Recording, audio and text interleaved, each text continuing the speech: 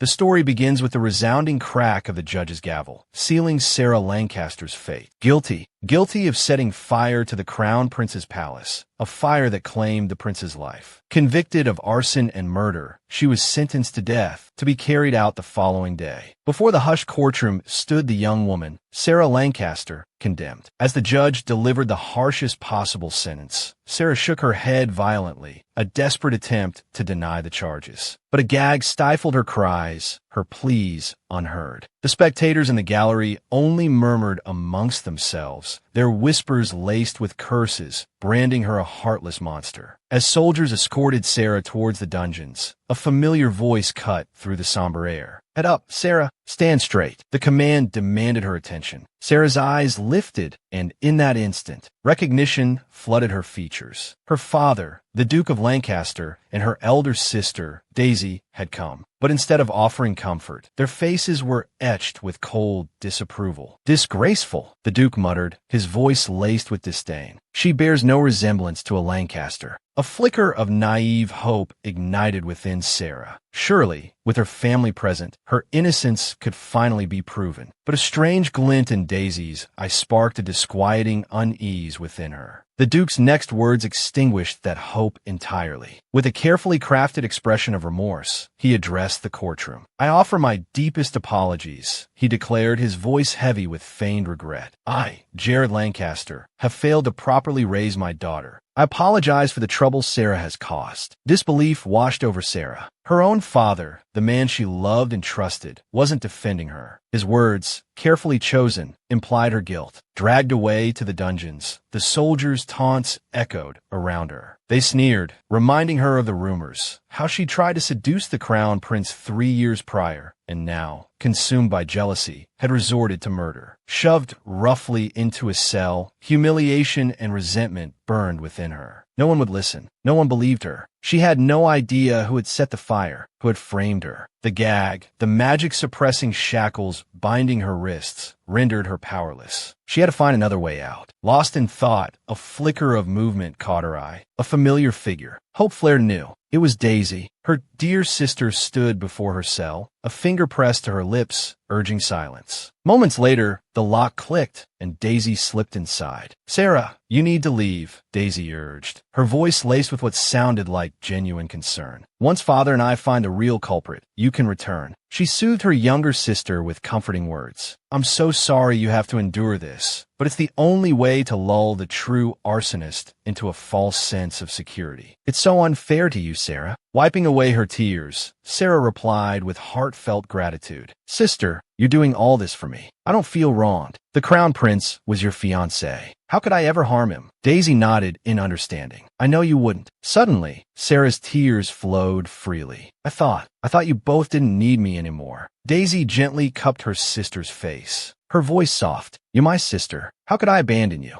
Now go. We'll find the real culprit soon." A glimmer of joy flickered across Sera's face. She believed her sister implicitly. Daisy quickly offered her cloak, a disguise to aid her escape. As Sera turned to leave, she glanced back at her seemingly kind sister, a bittersweet ache in her heart. They would be reunited soon, she thought. They would never be parted again. Unseen by Sera, the gentle mask Daisy wore melted away, replaced by an expression Sera couldn't see. Trusting, believing, Sera fled into the darkness. But the light that awaited her was the abyss itself. The moment she stepped out, she was ambushed. Crown Prince Arthur, his sword a flash of deadly steel, ended Sera's life. "Sera Lancaster," he accused, his voice ringing with righteous fury. "You escaped prison after using dark magic to harm the Duke's eldest daughter. Your crimes are unforgivable." Disbelief warred with a searing pain. Betrayal, sharp and cold, pierced Sera deeper than any blade. Daisy, though seemingly wounded, maintained an air of saintly innocence. "Perhaps someone impersonated her," she offered, her voice a carefully crafted whisper of concern. "My Sera would never harm me." Arthur scoffed, unconvinced by Daisy's performance. "Spare me your excuses. The dark magic emanating from her chest bears the Lancaster family mark, yet it is tainted blackened. The evidence is irrefutable. Your sister has fallen prey to dark magic. To prevent further atrocities, as a member of the royal family, I am authorized by law to extract her magic core. With that, Arthur's sword plunged into Sera, silencing her before she could utter a single word in her defense. Her lifeblood spilled onto the cold stone floor.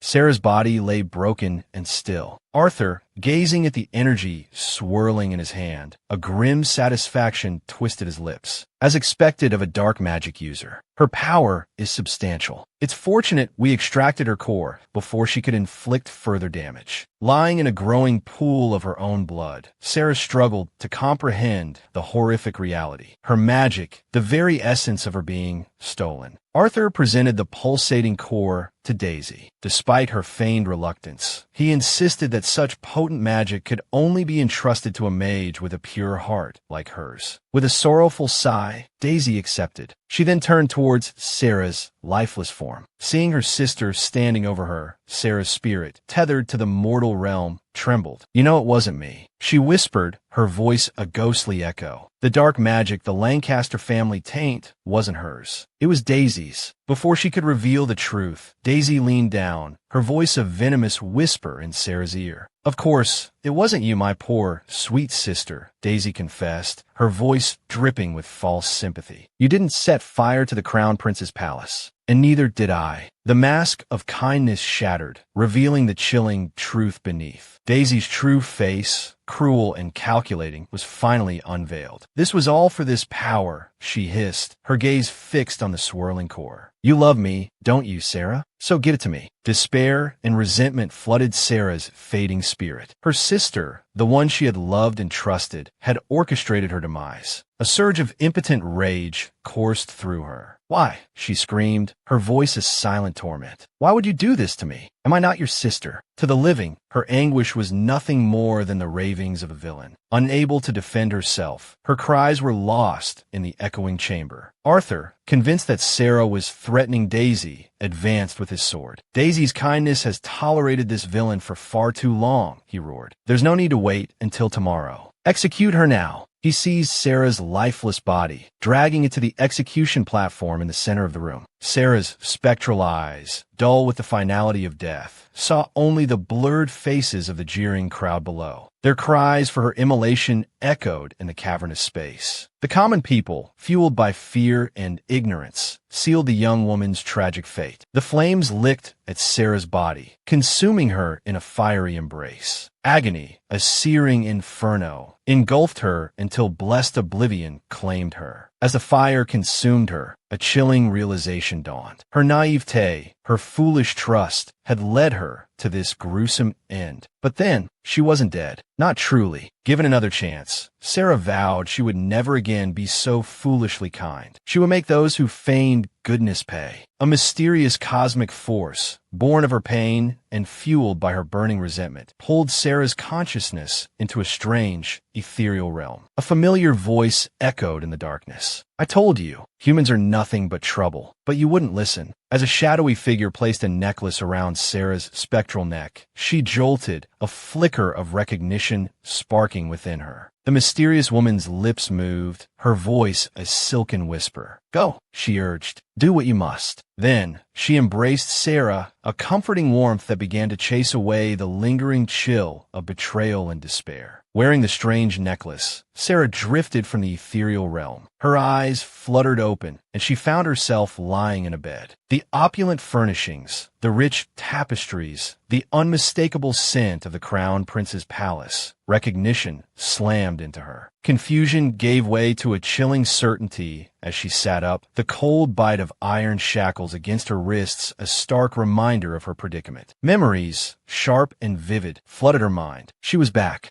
to 3 years before her death, trapped in the very moment that had set her tragic fate in motion. 3 years ago, she had been drugged, framed for seducing the Crown Prince, disgraced, thrown into the streets, her reputation in tatters. The Duke's second daughter, caught attempting to steal her sister's fiancé. The scandal had spread like wildfire. The Crown Prince, Arthur had loathed her ever since, barring her from the Magic Academy. Her betrothal to him, a hollow arrangement anyway, had been swiftly dissolved. She hadn't mourned its loss. She hadn't loved him. But now, the sting of injustice, the agony of her betrayal and murder burned anew. Perhaps, she thought, even the heavens couldn't bear witness to such cruelty. Perhaps this was a second chance. The creak of the door hinges sliced through the silence. A figure, cloaked in shadow, stood in the doorway. Instinct took over. Sera closed her eyes, feigning unconsciousness, her heart pounding against her ribs. Daisy, her sister, her executioner. There was no gentle concern in her eyes, only cold calculation. Daisy forced a vial of liquid between Sera's lips, the bitter taste a chilling echo of the past. "The Lancaster family doesn't need 2 mages," she hissed, her voice devoid of warmth. "And the Academy certainly doesn't need you." The mask of sisterly affection had fallen away, revealing the venomous creature beneath. "A mere bastard like you," Daisy spat, her voice dripping with contempt. "Daring to dream of attending the same academy as me? You'll never set foot in those hallowed halls again." With a final, disdainful glance, Daisy turned and left. The click of the lock was a symphony of liberation. Sera opened her eyes, the naivete of her past life gone, replaced by a steely resolve. She remembered Daisy's betrayal, the carefully orchestrated scheme that had led to her demise. A chilling smile touched her lips. "You planned this all along, didn't you?" she whispered, her voice a low murmur. "Well, sister dear, I won't be so forgiving this time. Consider this a promise. We'll settle the score." Reborn, renewed, Sera had returned from the abyss, a vengeful spirit determined to make those who had wronged her pay. This wasn't just a second chance. It was a reckoning. She was back, but this time, the narrative would be different. Daisy's cruel act, the forced potion, had been witnessed, etched into her memory. This time, she would have proof. Ancient magical alchemy, a forgotten art, could create powerful artifacts, enhanced further by enchanting. Alchemists were rare, their skills coveted. A family with an alchemist in their ranks held significant power and prestige. 3 years ago, the crown prince had consolidated his power, hoarding the kingdom's alchemists, crippling rival families. The Lancaster family had fallen from grace within a year. Sera remembered the conversation with her father and Daisy. "The situation is dire," Duke Lancaster had lamented. "It seems we must create magical weapons to restore our family's standing." Daisy, ever the dutiful daughter, had offered empty reassurances. "Don't worry, father. We will restore our family's former glory."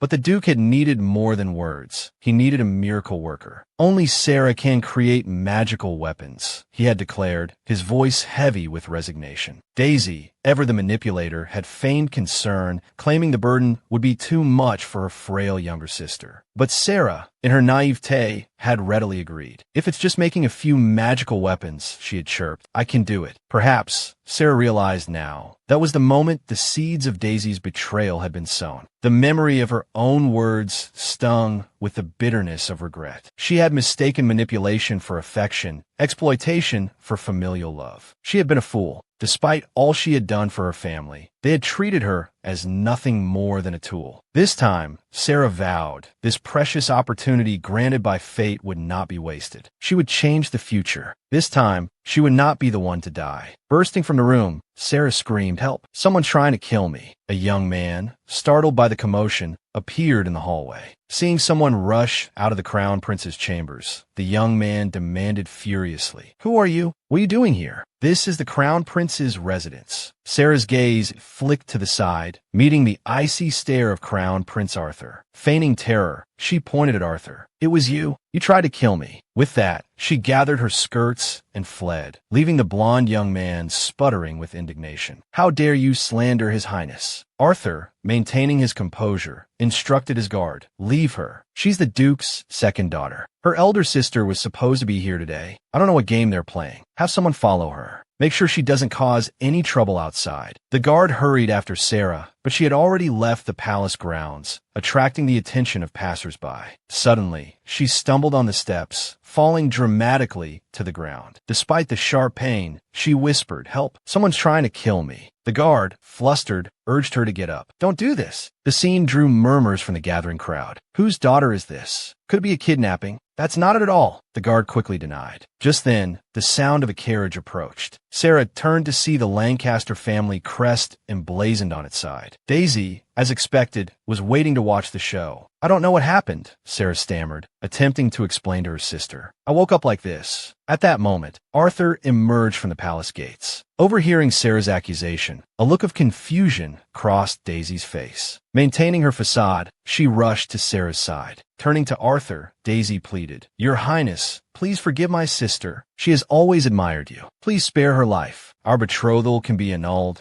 and my sister will no longer attend the academy." Her words, seemingly protective, subtly emphasized the matter of the academy. As anticipated, Arthur quickly agreed. "As you say, your sister will not be permitted to enter the Magic Academy, and our betrothal is hereby annulled. Let this matter end here." Hearing this, Sera cried out, feigning distress. "They tried to kill me. We haven't done anything wrong." Despite Daisy's hushed warnings, Sera continued, "Sister, I have proof that they harmed me." The crowd scoffed. Impossible. Shameless bastard child. Even Daisy's patience wore thin. "Sister, stop this nonsense." Suddenly, Sera produced a small, intricate device. "This is a magical weapon I created, called a green shadow recorder." She had completed it back at the estate, but hadn't deactivated it. It must have recorded everything that had transpired. Sera activated the device, projecting its contents into the air. A series of images flickered to life. The scene of Daisy forcing the potion down her throat, her venomous words echoing in the air, played out for all to see. Daisy's cruel facade crumbled before the astonished crowd. Feigning shock, Sera turned to her sister, tears streaming down her face. "How could this be? Was it you? Impossible.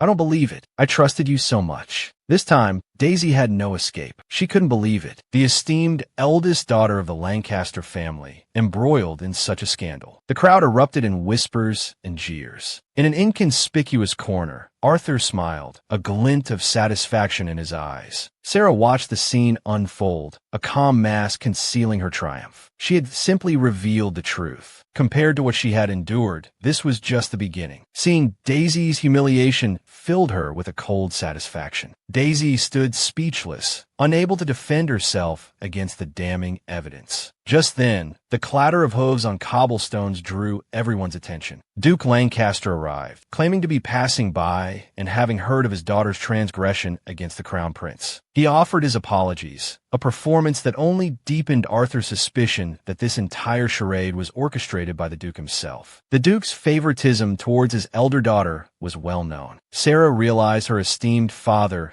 was attempting to salvage Daisy's reputation in the public eye. "Our family acknowledges our mistake," Duke Lancaster stated calmly. "The Lancaster family will not forsake its knightly honor. I will take both my daughters home and ensure they are properly disciplined," he continued. It sounded fair, effectively turning the matter into a private family affair. Sera wondered how her father intended to address the damage to Daisy's reputation. Seizing the opportunity to shift the narrative, Duke Lancaster announced, "I was on my way to inspect the construction site. I have good news to share. The Lancaster orphanage is nearing completion. We welcome all homeless children and will ensure their well-being. If anyone is interested in adoption, you are welcome to join us in helping these little angels." Predictably, his words swayed public opinion. Praise for the Lancaster family's generosity filled the air. Only Sera knew the Duke's true motive was to bolster the family's image and leverage the situation to extort funds from the royal family. The thought of the orphan's future under such circumstances filled her with a sense of unease. She resolved to keep an eye on their welfare. The Lancaster family would face ruin within a year. Noble families would begin vying for alchemists, most of whom were under the crown prince's control. The Duke had sided with the second prince, and aside from Sera, the family had no other skilled alchemists. They had already faced bankruptcy multiple times. Sera decided to leave before then, refusing to risk herself for them any longer. Soon, she would forge her own path. Meanwhile, in Daisy's room, a maid bowed low, attempting to explain that the potion had been provided by the Archmage, untouched by her. Daisy, feigning gentleness, replied, "Perhaps I used too little. It's not your fault." Relieved, the maid, eager to further appease her mistress, foolishly mentioned Sera. The name ignited Daisy's fury. "How dare you speak of her? She will never set foot in the Magic Academy. So what if she can dabble in alchemy? Do you think that bastard child is more talented than I am?" Realizing her misstep, the maid trembled, her denials coming too late. Moments later, she lay in a pool of blood. Following the incident, Duke Lancaster confined both Sera and Daisy to the estate. However, the academy term began in a month, and Daisy needed to attend. The confinement didn't affect Sera's plans, so she decided to find a way to secure her own admission. She reasoned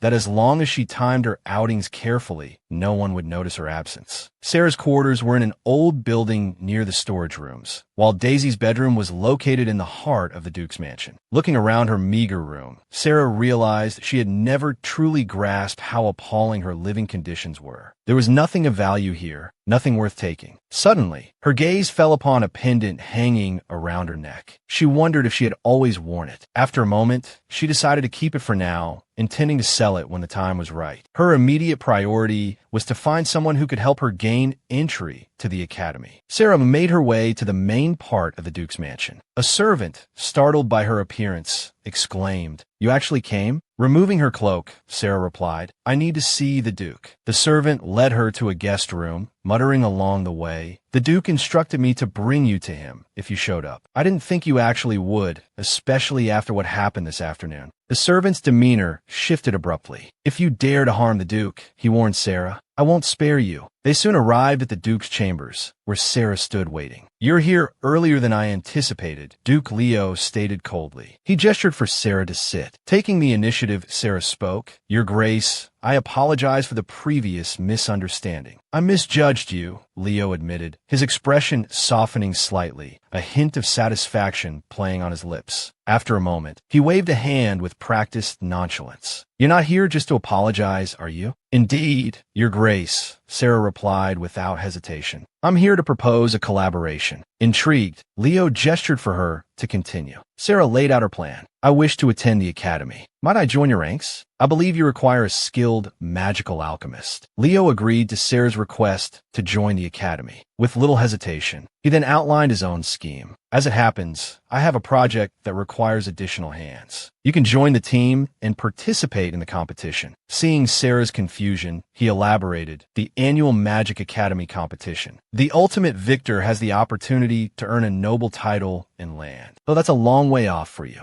I can write you a letter of recommendation for the academy, but you need to create a specific magical device for me within 3 days." The terms of the deal struck Sera as deeply unfair. Crafting a magical artifact in 3 days was a monumental task, essentially the lion's share of the work. However, for the sake of her future, she had no choice but to accept. 3 days. She had 3 days to create the magical device the Duke required. In a secluded corner of the Lancaster estate, after leaving the Duke's palace, Sera slipped back into the mansion through a hidden entrance. Just as she was about to enter, a patrol of guards appeared unexpectedly. Fearing discovery, a flash of light enveloped Sera, and she vanished from sight. The guards remained oblivious to her mysterious disappearance. Within another space, Sera felt a pulling sensation emanating from her necklace. As her surroundings came into focus, she found a strange man with his hands around her throat. Sera struggled and screamed, trying to break free from his grip. Where was she? Inside her necklace? Was he a spirit bound to the pendant? The gray-haired man suddenly spoke. "Don't move. You're my slave now." His gaze was sharp and unforgiving. He continued, his voice laced with an almost arrogant possessiveness. "From now on, you belong to me, Sera."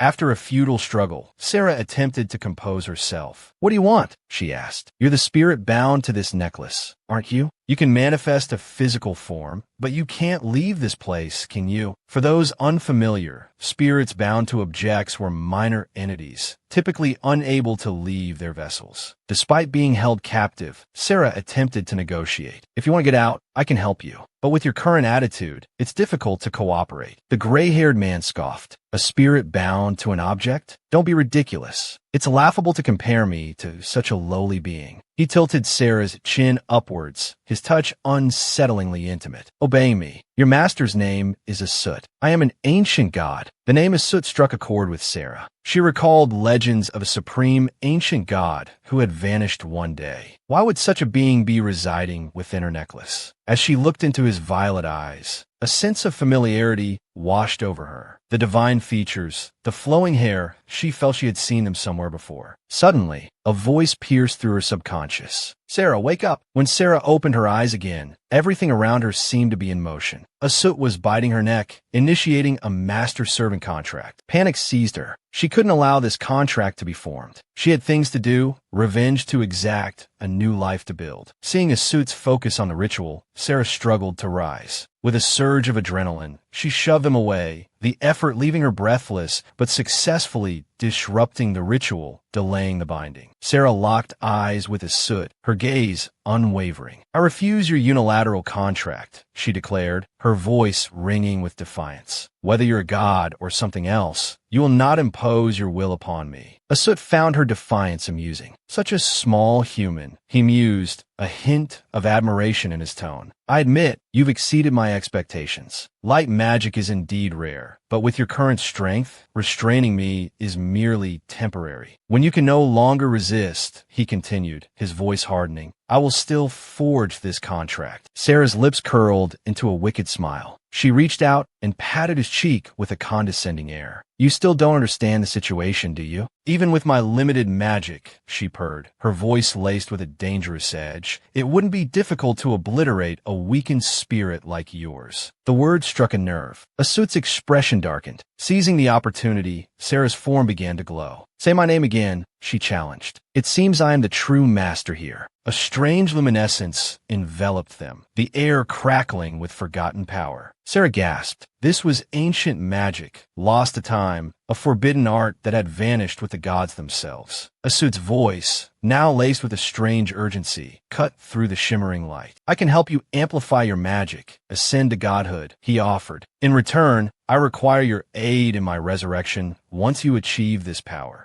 "What is your purpose?" Sera asked, her curiosity piqued. Asut seemed reluctant to reveal his true intentions. "Don't ask too many questions," he advised, a cryptic smile playing on his lips. "Focus on absorbing this power." The energy surged into Sera, a complex and intricate magical system unlike anything she had ever encountered. With her current abilities, she could perhaps manage a brief, localized freeze. At the level of an archmage, however, this power would be amplified exponentially. Suspicion still lingered. "Are you saying," she questioned, her eyes narrowed, "that you reverse time, allowing me to relive the past 3 years?" Asut's expression remained impassive. "I did nothing so trivial," he stated flatly. "You died. Returning you to the past is beyond even my capabilities." Sera pulled away, a newfound authority radiating from her. "Ask no more questions," she commanded. "It's none of your concern. Let us complete the contract." Asut offered no further resistance, simply nodding his assent. The ritual began, their voices echoing in the strange space as they invoked each other's names, initiating the magical bond. The contract was forged, a pact of equals, sealed with their blood. From this moment forward, as long as one lived, so would the other. Should one perish, the other would follow. Their fates were now intertwined. The ritual complete, Sera felt herself pulled back into the world outside the necklace. As her vision cleared, a voice echoed in her mind. "If you have any questions in the future," Asut's voice resonated, "you can find me within the necklace." He gazed thoughtfully at the ring that now bore the mark of their contract. The pact was sealed, their destinies now one. Because of the contract, his vessel, the necklace, had transformed into another medium, a ring. Sera, too, now wore a ring, similar to the original necklace. This ring could channel magic into both inanimate objects and living beings, though not into beings with magic greater than a human's. "Can you manifest now?" she asked silently. "Your magic is too weak," Asut replied. "Once you reach the level of a junior mage, I will be able to materialize." Accepting his answer, Sera slipped through the window, her mind already racing. She needed to increase her magic, fulfill the Duke's task, and gain entry to the Magic Academy. 16 years ago, when Sera was but a babe in arms, her mother had told her that her life was nearing its end. Sera, an infant then, had only her mother in the world, and she was about to leave Sera. Before departing, Sera's mother gave her a pendant. "This is our family's sacred relic," she'd said. "You must keep it safe." With those final words, the woman was gone, leaving Sera with the desperate plea to live, to break the curse that threatened her life at 19, and to remain hidden from her father. Alone, Sera grew up in the forest, fending for herself, a child of the wilderness. Until the day her father, the Duke, found her and brought her to the Lancaster estate. In that moment, Sera felt a flicker of relief. She wasn't simply a child sprung from the earth. The Duke, upon seeing her, offered only a chilling observation. "So, you're that daughter." His austere demeanor filled young Sera with a nervous trepidation. Introducing Daisy as his illegitimate daughter, the Duke Lancaster declared, "From now on, you are a lady of this house." Sera, at the time, yearned to connect with Daisy, to find a kindred spirit.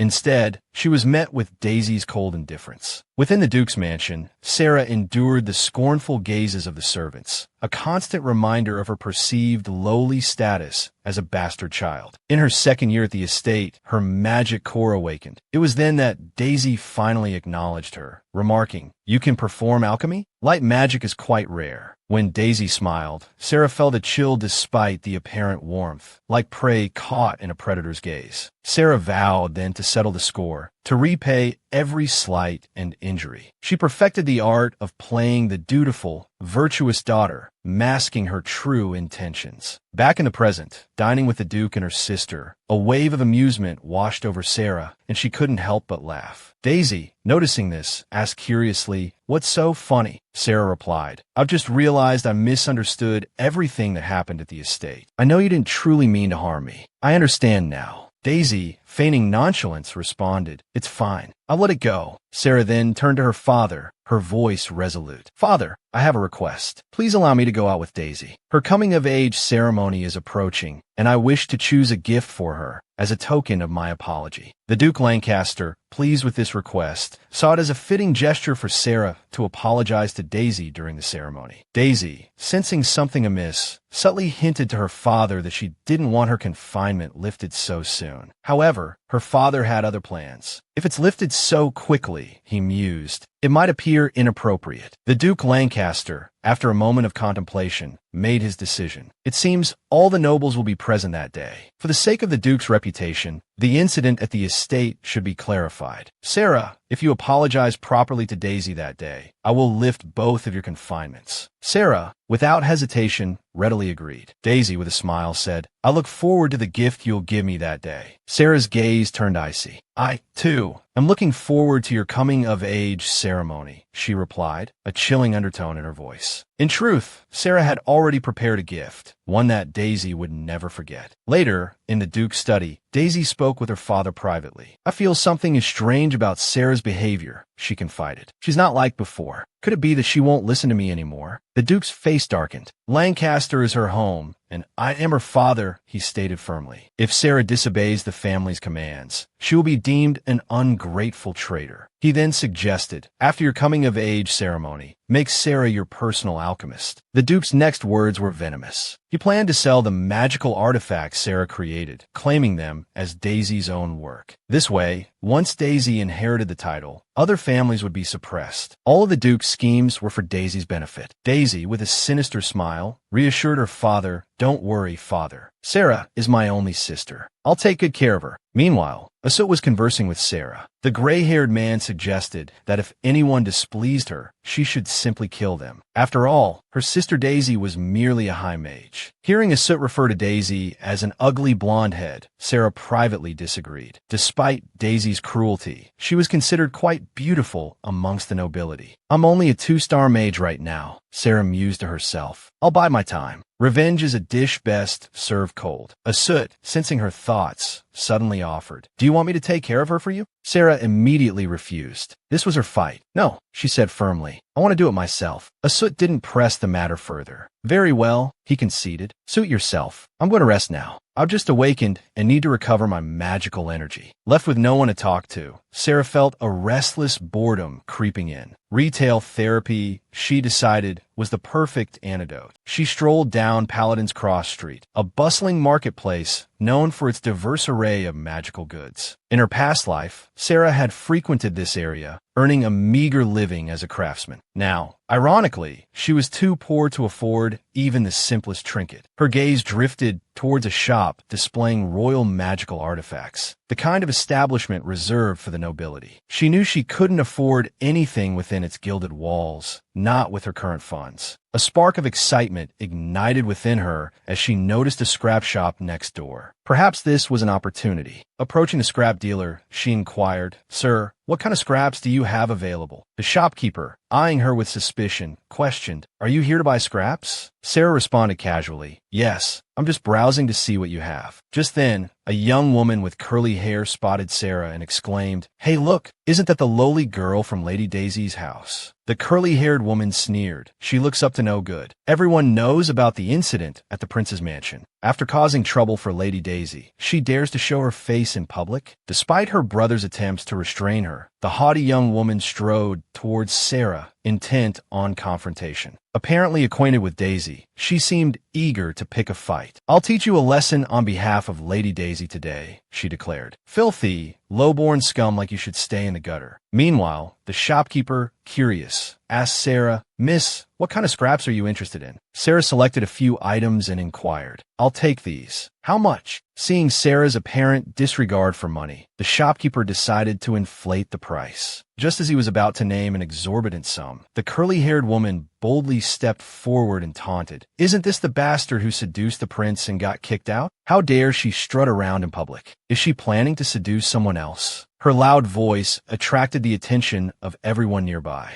Unfazed, Sera responded casually, "Viscountess, are you oversized garbage? Is that why you're here to be recycled? Shall I ask how much you're worth?" The Viscountess, nearly apoplectic with rage, sputtered, "What did you say? You dare insult me, you wench. I'll tell Lady Daisy." Sera, a smirk playing on her lips, continued her verbal assault. "Go ahead, with your mouth so full of filth, I mistook you for trash." Sera's composure and sharp words stunned everyone present. She delivered her final blow with icy precision. "Viscountess, what is your viscount title compared to my ducal house? Are you insulting me, or are you insulting the entire Lancaster family?" Sera understood human nature all too well. They fawned over nobility, while trampling on the poor, believing it elevated their own status, failing to realize they were merely lapdogs of the upper class. Sera's commanding presence caught the attention of the young Viscount, who sensed a change in her. Humiliated in public, the Viscountess, in a fit of rage, raised her hand to strike Sera. But Sera, anticipating the move, swiftly caught her wrist. Without hesitation,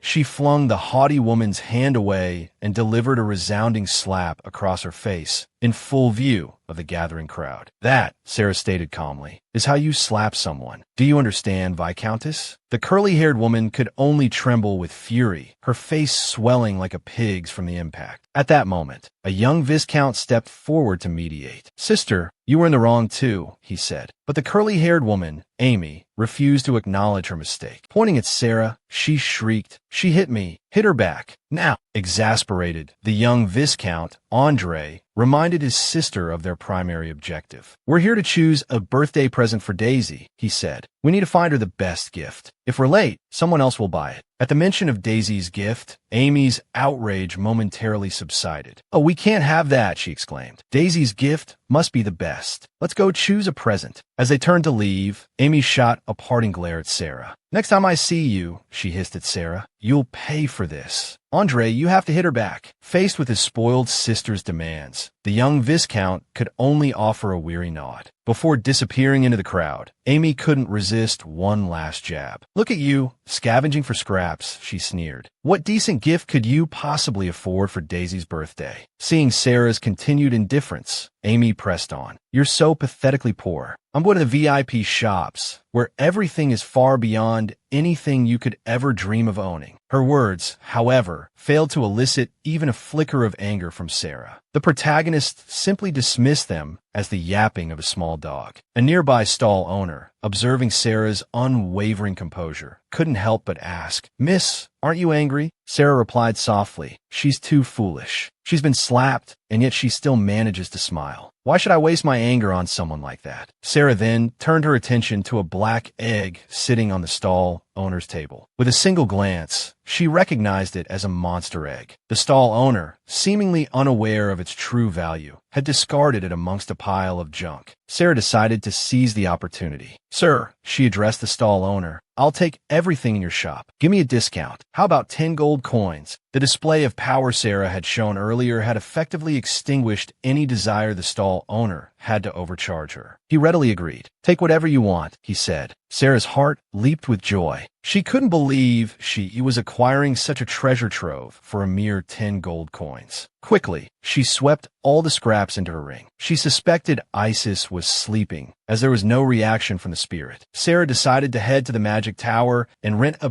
basic room for an hour to refine the scraps into gold coins. Located in the heart of the commercial district, the Magic Tower offered various elemental magic rooms, from basic to intermediate and advanced, designed for training and offering complete privacy and discretion. Sera only required a basic room. To cast the creation spell, she approached the reception desk and rented a basic room for 1 hour at the cost of 5 gold coins. The receptionist took her payment and explained the procedure, handing her a key card. "Turn left and choose any available room," she instructed. "The room will automatically deactivate after 1 hour." Observing Sera's noble attire juxtaposed with her choice of a basic room, the receptionist couldn't help but sneer inwardly. Such a pauper, she thought dismissively. Sera quickly located an available room and activated it with her keycard. She was pleased with the space. "It has a built-in magic shield," she noted, "so no one will know what I'm doing." Immediately, she began the alchemical process. Alchemy was the lifelong pursuit of every creator, and Sera, in her past life, had mastered its secrets before her untimely death. As long as it reacted with the metal element, she could transform it into gold. Money, status, power, the entire Lancaster house would be dependent on her. As the alchemy completed, Sera couldn't help but relish the satisfying clink of gold coins. Meanwhile, back at the Royal Magic Shop, Amy and Andre were stunned when they heard the price of the earrings in the display case, 1,000 gold coins. Andre attempted to negotiate with the vendor. A-grade magical items are usually around 500 gold coins, he pointed out. The vendor replied smoothly, "Yes, young Master Andre, but these earrings are S-grade magical items. They're exceedingly rare." The vendor's words left Amy and Andre speechless. The vendor continued, "My master originally intended to sell these at the auction, but since there are already plenty of items for this auction, we're selling them in the shop." Hearing that the S-grade magical item was merely a backup for the auction, Amy and Andre were once again taken aback. Andre turned to his sister. "We only brought around 600 gold coins today," he said. "It would be best to choose an A-grade magical weapon." Despite her brother's words, Amy was fixated on the S-grade earrings. She was certain Daisy would adore them. After a moment of thought, Amy suggested, "Let's go back home and get more money." Andre, well acquainted with his sister's stubbornness, knew that a refusal would only lead to a tantrum. Besides, 1,000 gold coins was practically equivalent to more than a year's worth of profit from their Viscounty. But for his sister's sake, he agreed. Before leaving, however, Andre issued a stern warning. "You must promise me," he said, "that you won't cause any trouble without reason,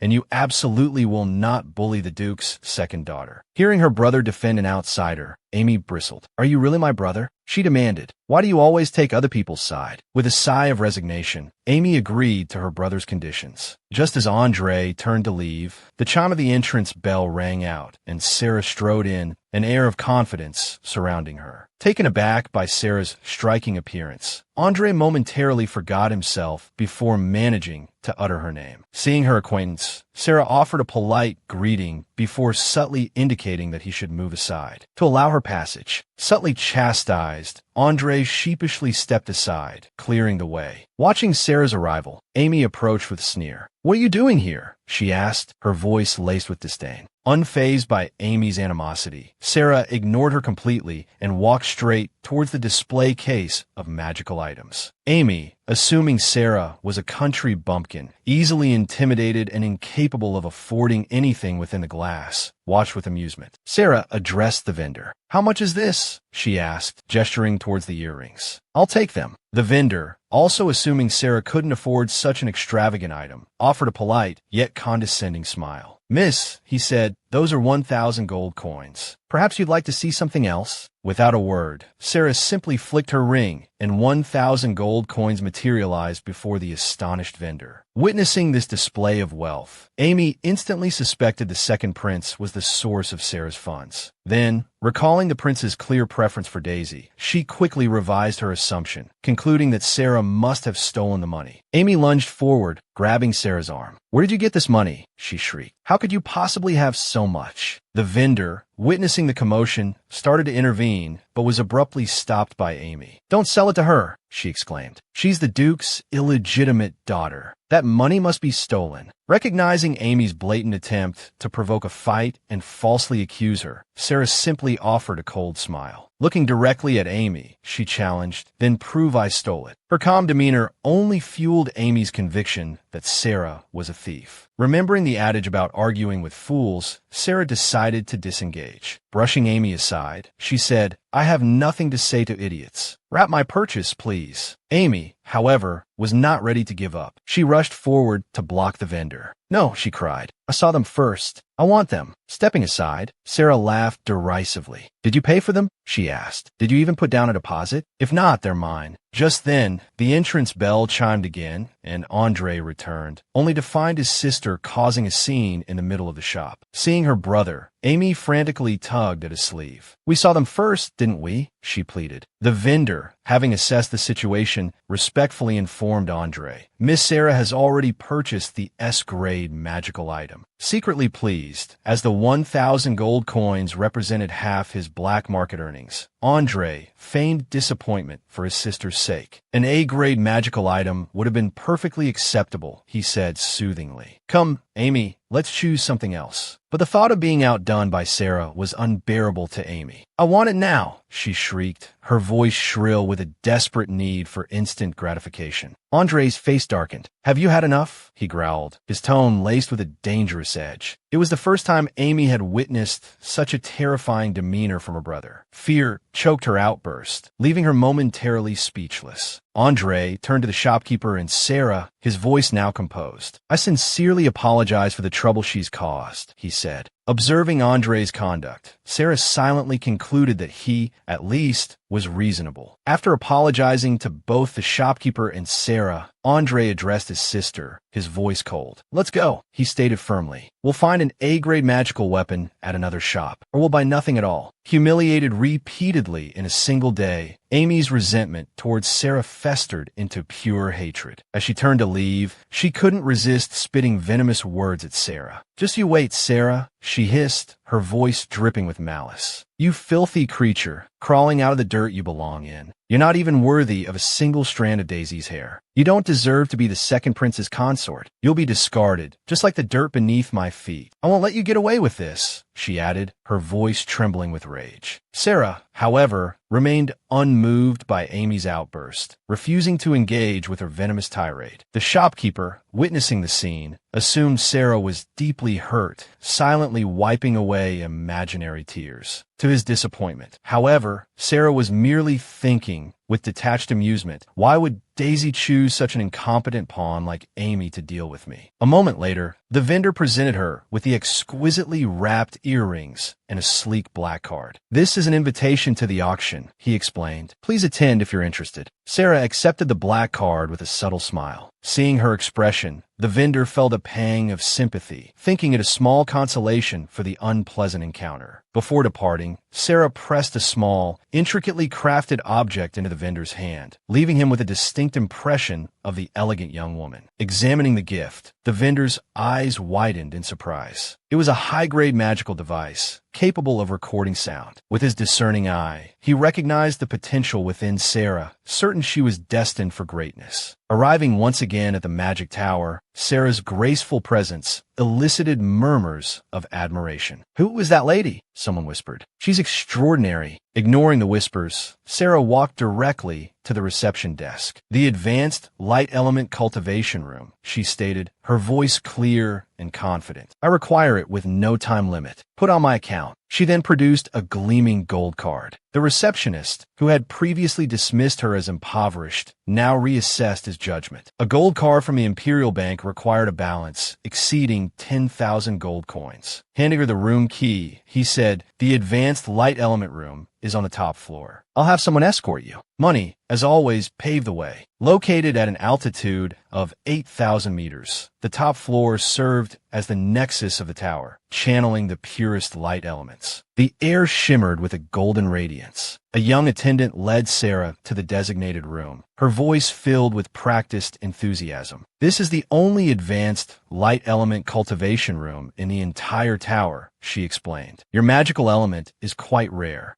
Please use the blue teleportation circle beside the door to descend and the red one to ascend." The attendant then ushered Sera into a remarkably spacious chamber. Stepping inside, Sera immediately sensed the potent power of the concentrated light elemental magic. The flow of mana within her own body intensified, resonating with the surrounding energy. Having completed her duties, the attendant offered a polite smile. "I wish you successful cultivation," she said before quietly withdrawing. Alone at last, Sera retrieved the monster egg from her ring, intending to expose it to the potent magic of the room and explore the possibility of taming the creature within. Channeling her own energy source, Sera began the process of taming the monster egg, infusing it with light elements, carefully manipulating the magical circuits and converting the raw energy for her own use. Magical cultivation was a path only accessible to those who awakened their nascent source between the ages of 6 and 8. Each individual possessed a unique magical attribute: water, fire, earth, wind, light, and darkness. These were the 6 elemental foundations of magic. The Lancaster family traditionally commanded water magic, and Daisy was among the chosen to inherit this element. Her magic, specifically, manifested as ice, a variant of water, and a considerably powerful one at that. As for Andre, Daisy's mother hailed from a prestigious magical family. Both she and the Duke of Lancaster were exceptional mages, holding the esteemed title of Archmage. Daisy, their daughter, possessed a natural aptitude for magic and had already attained the rank of a high-level 1-star mage. Sera, in contrast, was only a low-level 2-star mage. Striving to rapidly propagate and ignite more magical power, Sera poured all her focus into concentrating her strength, willing a new wellspring of energy into existence. Soon, a radiant beam of light emanated from within her, pulsing with immense power. Sera felt herself reaching the pinnacle of a primary level mage. A moment later, realizing she still trailed Daisy by 4 stars, Sera felt a surge of impatience. It wasn't enough. She resolved to press further, forcing herself towards another breakthrough. But just as she intensified her efforts, a soot materialized, his voice sharp with command. "Stop!" A flicker of excitement crossed Sera's eyes as she saw a soot emerge from her ring. "You're finally able to come out," she said. A soot remained silent for a moment. "You should stop now," he advised. "You've reached the peak of a primary level mage. There will be other opportunities to advance. Stop now. Don't continue," a soot repeated, a strange reluctance shadowing his gaze. As he spoke, the energy radiating from Sera began to subside. He moved closer, his voice laced with concern. "You can cultivate later," he urged, "but you must stop absorbing the elements now. Your body cannot withstand such power." Sera met his concern with an unflinching gaze. "Daisy's coming-of-age ceremony is in a few days," she stated, her voice cool and measured. "And the Imperial Academy begins in a month." A soot listened, making no move to interrupt. A small smile played on Sera's lips, revealing the burning ambition within. "The peak of a primary-level mage is not enough," she continued. "I must hone my skills with greater power now if I want a real chance at victory. This is a rare opportunity. I want to seize it, bolster my strength, and strike a blow against them." As she spoke, she resumed channeling her energy, her eyes blazing with a determination a soot had never seen before. It was as if the hatred she had carried from her past life had finally found its focus. Seeing her renewed attempt to advance, a soot acted swiftly, extinguishing her burgeoning power. "Even if you can heal the damage," he explained, his voice grave, "the pain will be unbearable." There were things a soot didn't know. Compared to the agony of having her magic source ripped away by the second prince, the pain of an energy backlash was nothing. Having died and been reborn, Sera wasn't afraid of physical suffering. She was far more terrified of becoming a helpless victim again. Seeing her unwavering resolve, a soot sighed, a hint of resignation in his voice. He reached out and took her hand. "Let me help you," he offered. "I'll help you advance." He intended to use his own magic to guide her absorption of the surrounding energy, but Sera refused. If a mage relied on others for cultivation, their magic would become unstable, she explained. Even amidst the throbbing pain, Sera maintained her composure. "I don't need any help right now," she told him. "If you truly want to help me, then help me somewhere else later." Hearing this, Asut had no choice but to pull her into an embrace, nodding his agreement. Sera felt herself drawing closer to the threshold of an intermediate-level mage. Determined to accelerate the process, she pulled away from Asut's embrace and, with a final surge of effort, drew the surrounding elements into herself. In a rush of power, she ascended from a mid-level 1-star mage to a mid-level 2-star, then 3-star, finally settling at the peak of a mid-level mage. This was the level she craved. Now, at the peak of a mid-level mage, she was only 1-star behind Daisy. But this was her limit. Having successfully advanced, an utterly exhausted Sera collapsed into Asut's arms, seeing his beautiful girl worn out from her efforts. Asut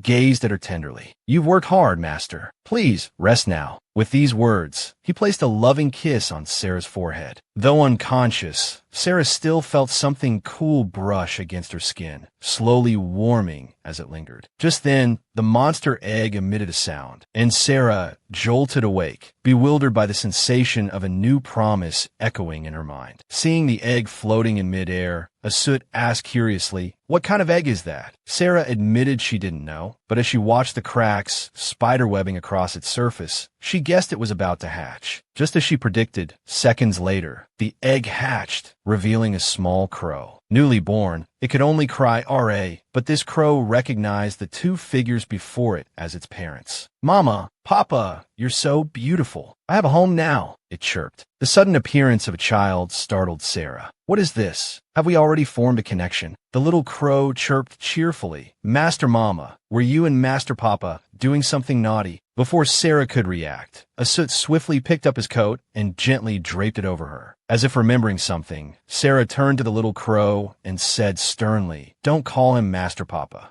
The little crow tilted its head, curious. "Why? Weren't you just kissing?" Sera immediately retorted, "We don't have that kind of relationship." Then, with a haughty air, she declared, "I am his master. Understand." The little crow chirped its understanding. Just then, a hand reached out and grasped the crow's head. Asut pulled the crow closer for inspection. After a few seconds, he tossed it unceremoniously towards Sera. "It appears to be a black crow," he stated. Asut's words instantly ignited the little crow's fury. "I'm not just any black crow. I am the Crow King," it squawked. At this, Asut produced a book, flipping through its pages in search of information on black crows. "You once led a tribe of 10,000 beasts, the Black Crow tribe. After the gods vanished, the Black Crow tribe disappeared as well. They were skilled in elemental magic, and upon maturity, could transform into dragons, capable of traveling thousands of miles a day." Sera's eyes lit up with excitement. "Truly that powerful? What magic can you use now?" The Black Crow declared its proficiency in fireball magic. Then, eager to show off, it hopped from Sera's palm. "I'll show you, master." Instead of the earth-shattering display they anticipated, the Black Crow coughed up a tiny flicker of flame. Asut and Sera exchanged glances, both tinged with disdain. Sera, thoroughly skeptical, asked, "What can you actually do?" Embarrassed by its failed performance, the little crow puffed up its chest. "I can conjure fireballs capable of destroying a city. Why is it so small?" "It must be because your master is too weak." Hearing the crow blame her, Sera couldn't resist rapping it on the head. Asut then added, "Little black crows can only produce fireballs the size of peas." Undeterred by this news, Sera stroked the little crow, seemingly quite fond of it. "It's still small. It'll grow stronger. Useless or not, it feels nice to the touch. Its feathers are so smooth."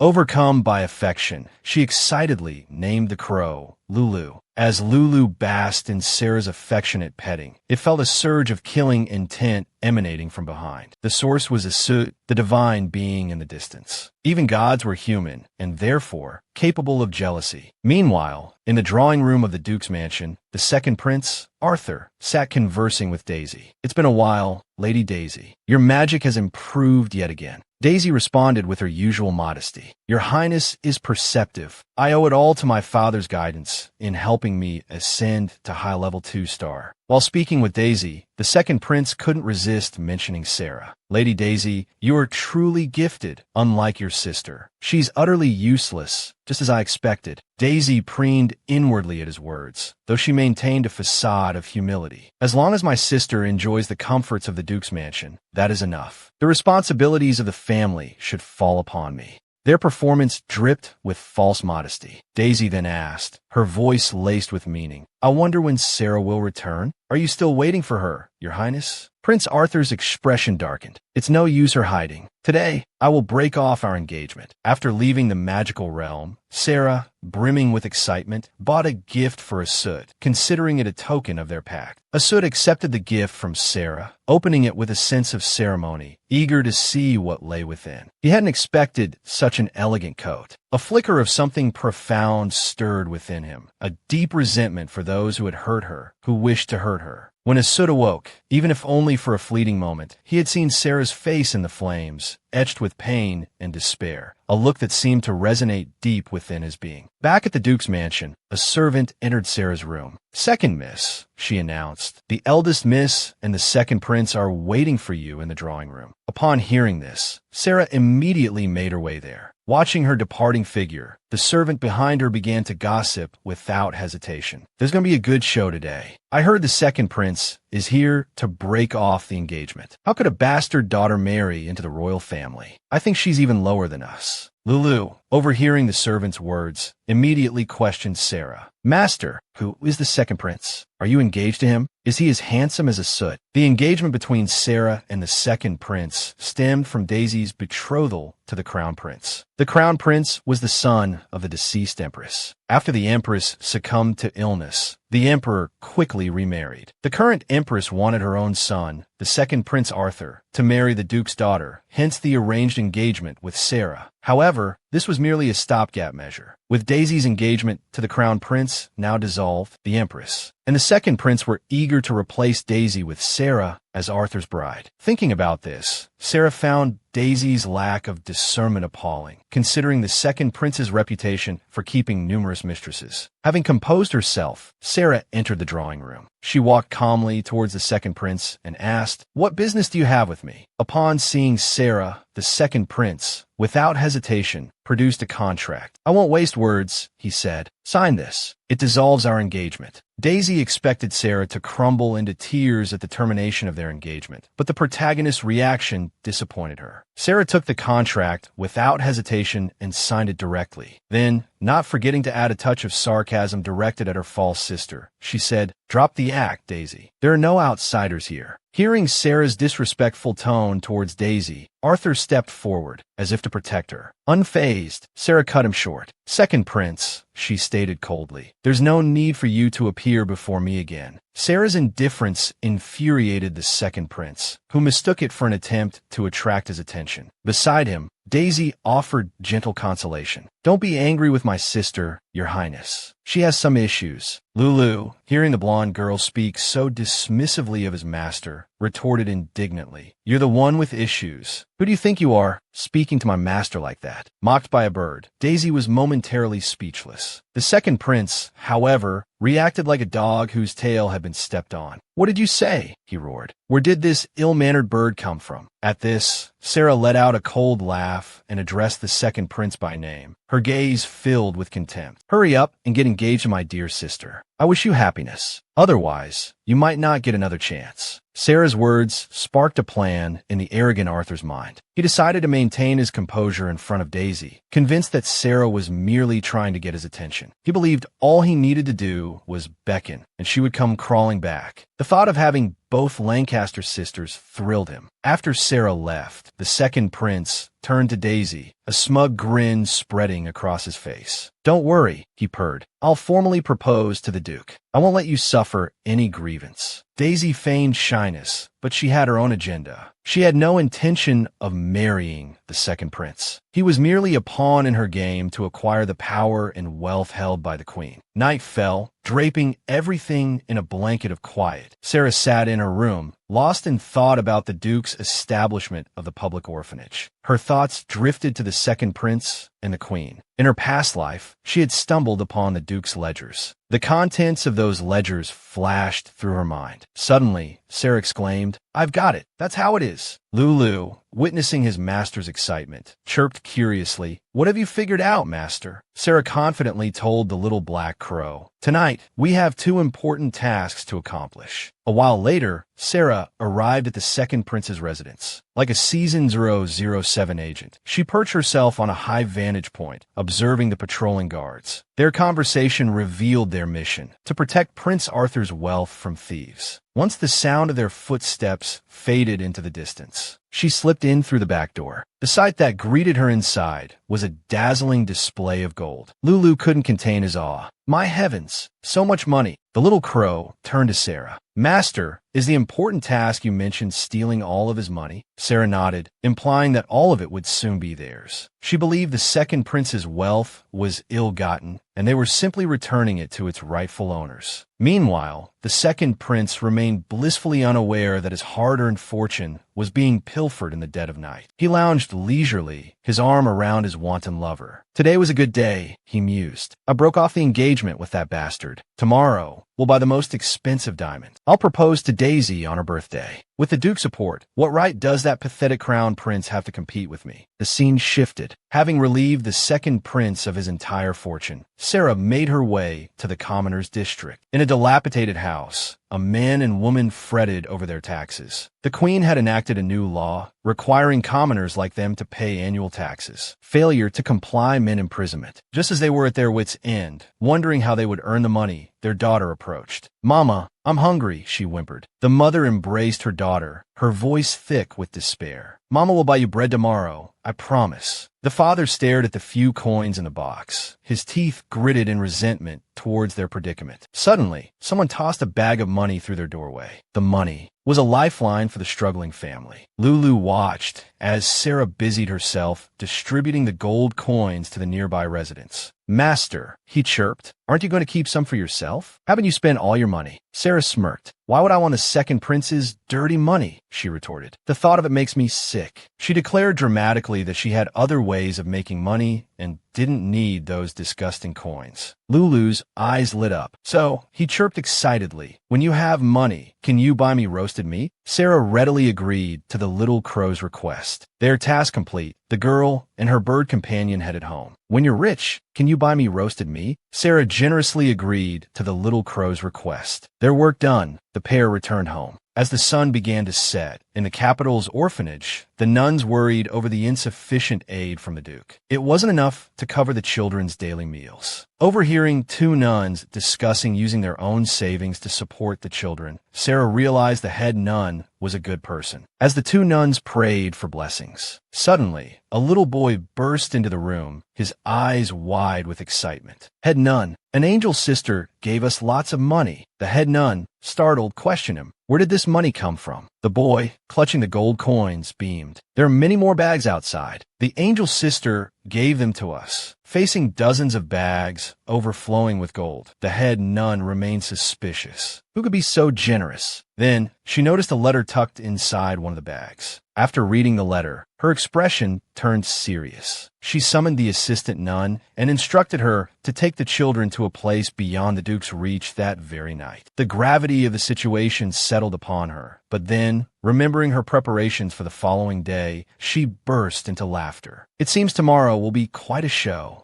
Lulu, perched on Sera's shoulder, chirped curiously, "Master, what other big things are happening?" Sera stood, a determined glint in her eyes. "Now, we go find our partner." Using her magic, Sera transported herself directly to Prince Leo's palace. Standing at the entrance, she knocked politely. As Prince Leo emerged, Sera casually announced, "Your Highness, the item you requested is ready." Leo, clad in an alluring robe, smirked. "Finished already? Interesting. Let me see." Sera presented the crafted item to Leo. "Your Highness, this is the magical weapon I've restored." Leo took it, his fingers tracing its intricate structure. After a moment of careful examination, he declared, "Well restored. Your magical attribute is light. The Duke's house lives up to its reputation." Sera continued to address him as Your Highness, but Leo corrected her, preferring to be called Leo. Sera readily complied, then inquired, "May I ask what you intend to use this for?" Leo's expression darkened. Undeterred by his change in demeanor, Sera continued, "I've seen this insignia in ancient texts. It's a magical symbol related to life, forbidden to be used on objects. It can only be applied to inanimate things, never to living beings. It's taboo magic. I trust your character enough to believe you'll only entrust this to someone you trust. But I hope you can tell me what you plan to do with it." Standing before the prince, Sera's voice remained firm, unwavering. Suddenly, Leo crushed the magical artifact in his hand. Sera was taken aback. She hadn't expected Leo to destroy the very item she had crafted for him. Holding the fragments, Leo explained, "I merely wanted to confirm whether this artifact could be created. For 10 years, I've been trying to restore this magical artifact, but I've always lacked the necessary magical elements. Now I have my answer." A flicker of something unreadable flashed in Leo's eyes. Sera still didn't quite understand. Sensing her confusion, Leo posed a question. "Do you know why alchemists are so rare?" Sera considered this for a moment. "I've heard they're all madmen." Leo shook his head. "No, it's because they dabbled in forbidden practices, using humans as subjects for their alchemical experiments." He continued, 20 years ago, when this was exposed, the king purged the alchemists. Since then, alchemy has been lost. Now, they're called creators." A conflict arose within Sera. Creation should only involve materials, not life. As for your personal matters, it's not my place to pry. If you need me in the future, we could talk again. Then, Sera brought up the matter of her enrollment. "If I complete your task, can we discuss my admission to the academy?" Leo handed her an object. "This is your admission token. The headmaster gave it to me." Sera's eyes widened in delight. "Does this mean I can enroll now?" Leo confirmed, adding, "I've already contacted the headmaster. Artifact masters are extremely rare on the continent. You won't need to take the entrance exam. However, before you officially enroll, you must report to the academy for a magic aptitude test." Reborn into this life, Sera now held the acceptance token to the Imperial Academy, the very institution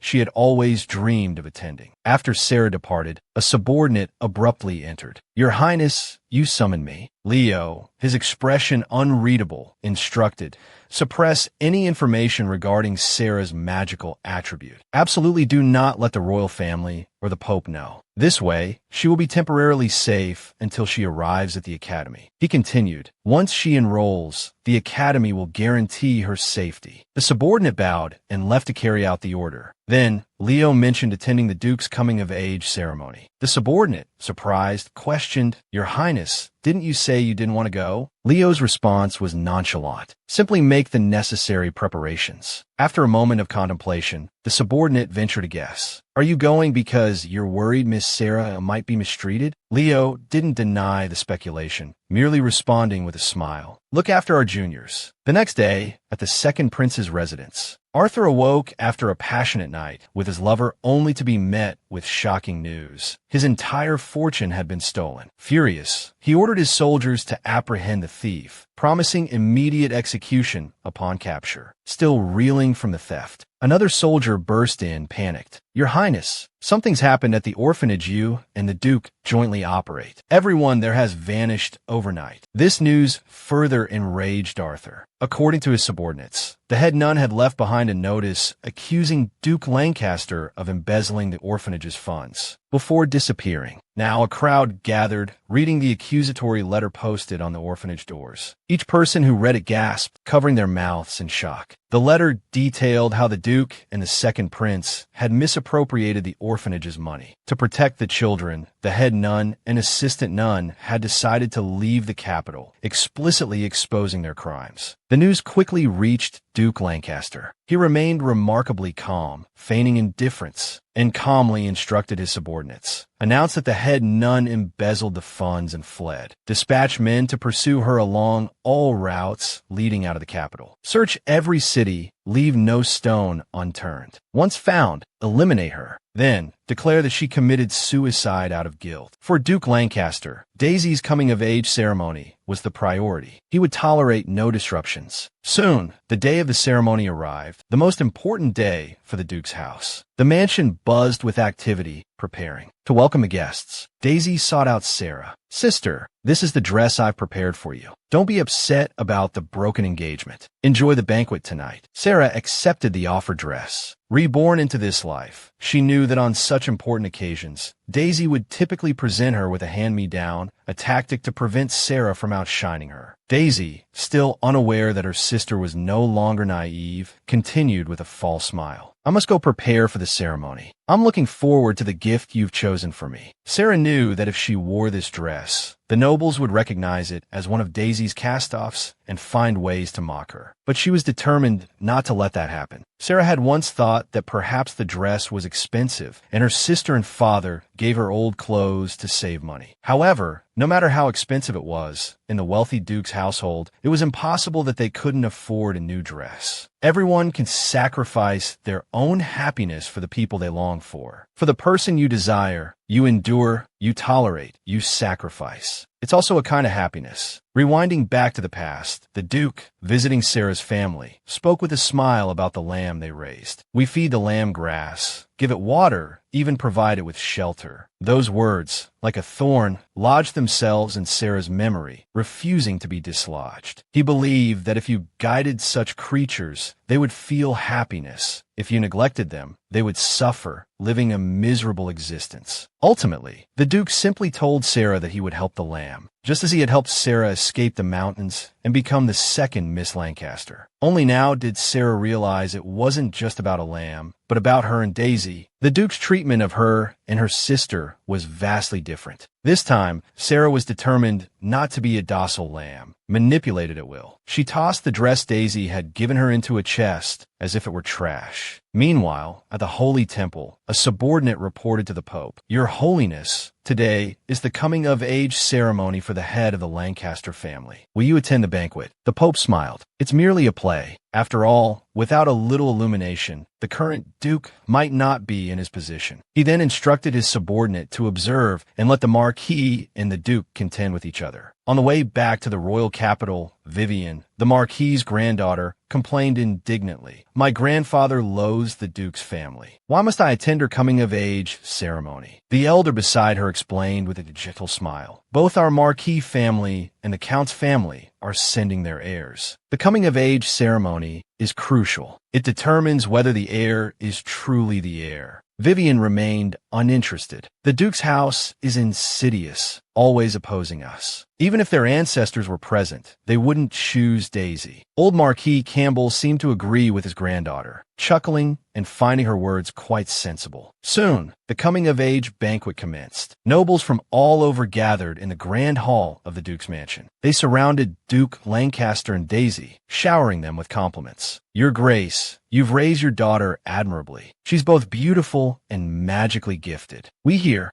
your eldest daughter has already broken through to intermediate level 2 star. What a promising future." Daisy, impeccably dressed, appeared before the crowd, elegant and poised, politely greeting the esteemed guests. At that moment, Amy arrived. "Sister, Daisy, you look stunning today." Amy approached Daisy, bearing a gift and a fawning expression. "I've missed you so much since the Academy's holiday. It's been ages. I bought you a beautiful pair of earrings as a gift." Daisy's eyes lit up at the sight of the present. "Oh, a magical artifact. Thank you, sister." Indeed, Amy's gift was a pair of earrings. Urged by Amy, Daisy put on the blue earrings, their color matching her eyes and enhancing her beauty. As a gesture of reciprocation, Daisy said gently, "Sister, I'll help you in the competition after school starts." Amy was overjoyed. The sisters chatted and laughed, their harmonious scene immediately catching Vivian's attention. The girl scoffed without hesitation. "How fake. Disgusting." Suddenly, Vivian noticed two figures at the entrance, the crown prince and the second prince had arrived. It was rare to see both princes present at the same time. Seeing Leo at the banquet, the second prince asked impatiently, "What are you doing here? Daisy has already broken off your engagement." He added, "I'm here to propose to her today. Don't even think about getting Miss Daisy." Leo responded languidly to Arthur's outburst. "Your taste is truly appalling, as is your judgment." Prince Arthur gritted his teeth in anger. Daisy is the noble eldest daughter of the Duke's house, a goddess among women. Who could compare to her? That half-beast from Sera's household. Leo's gaze drifted lazily forward. "Is this who you're referring to?" he drawled, echoing Arthur's earlier words. Arthur followed Leo's line of sight and stared, astonished, as Sera appeared before the assembled guests, clad in a breathtakingly opulent gown. The black fabric accentuated Sera's regal beauty, drawing all eyes to her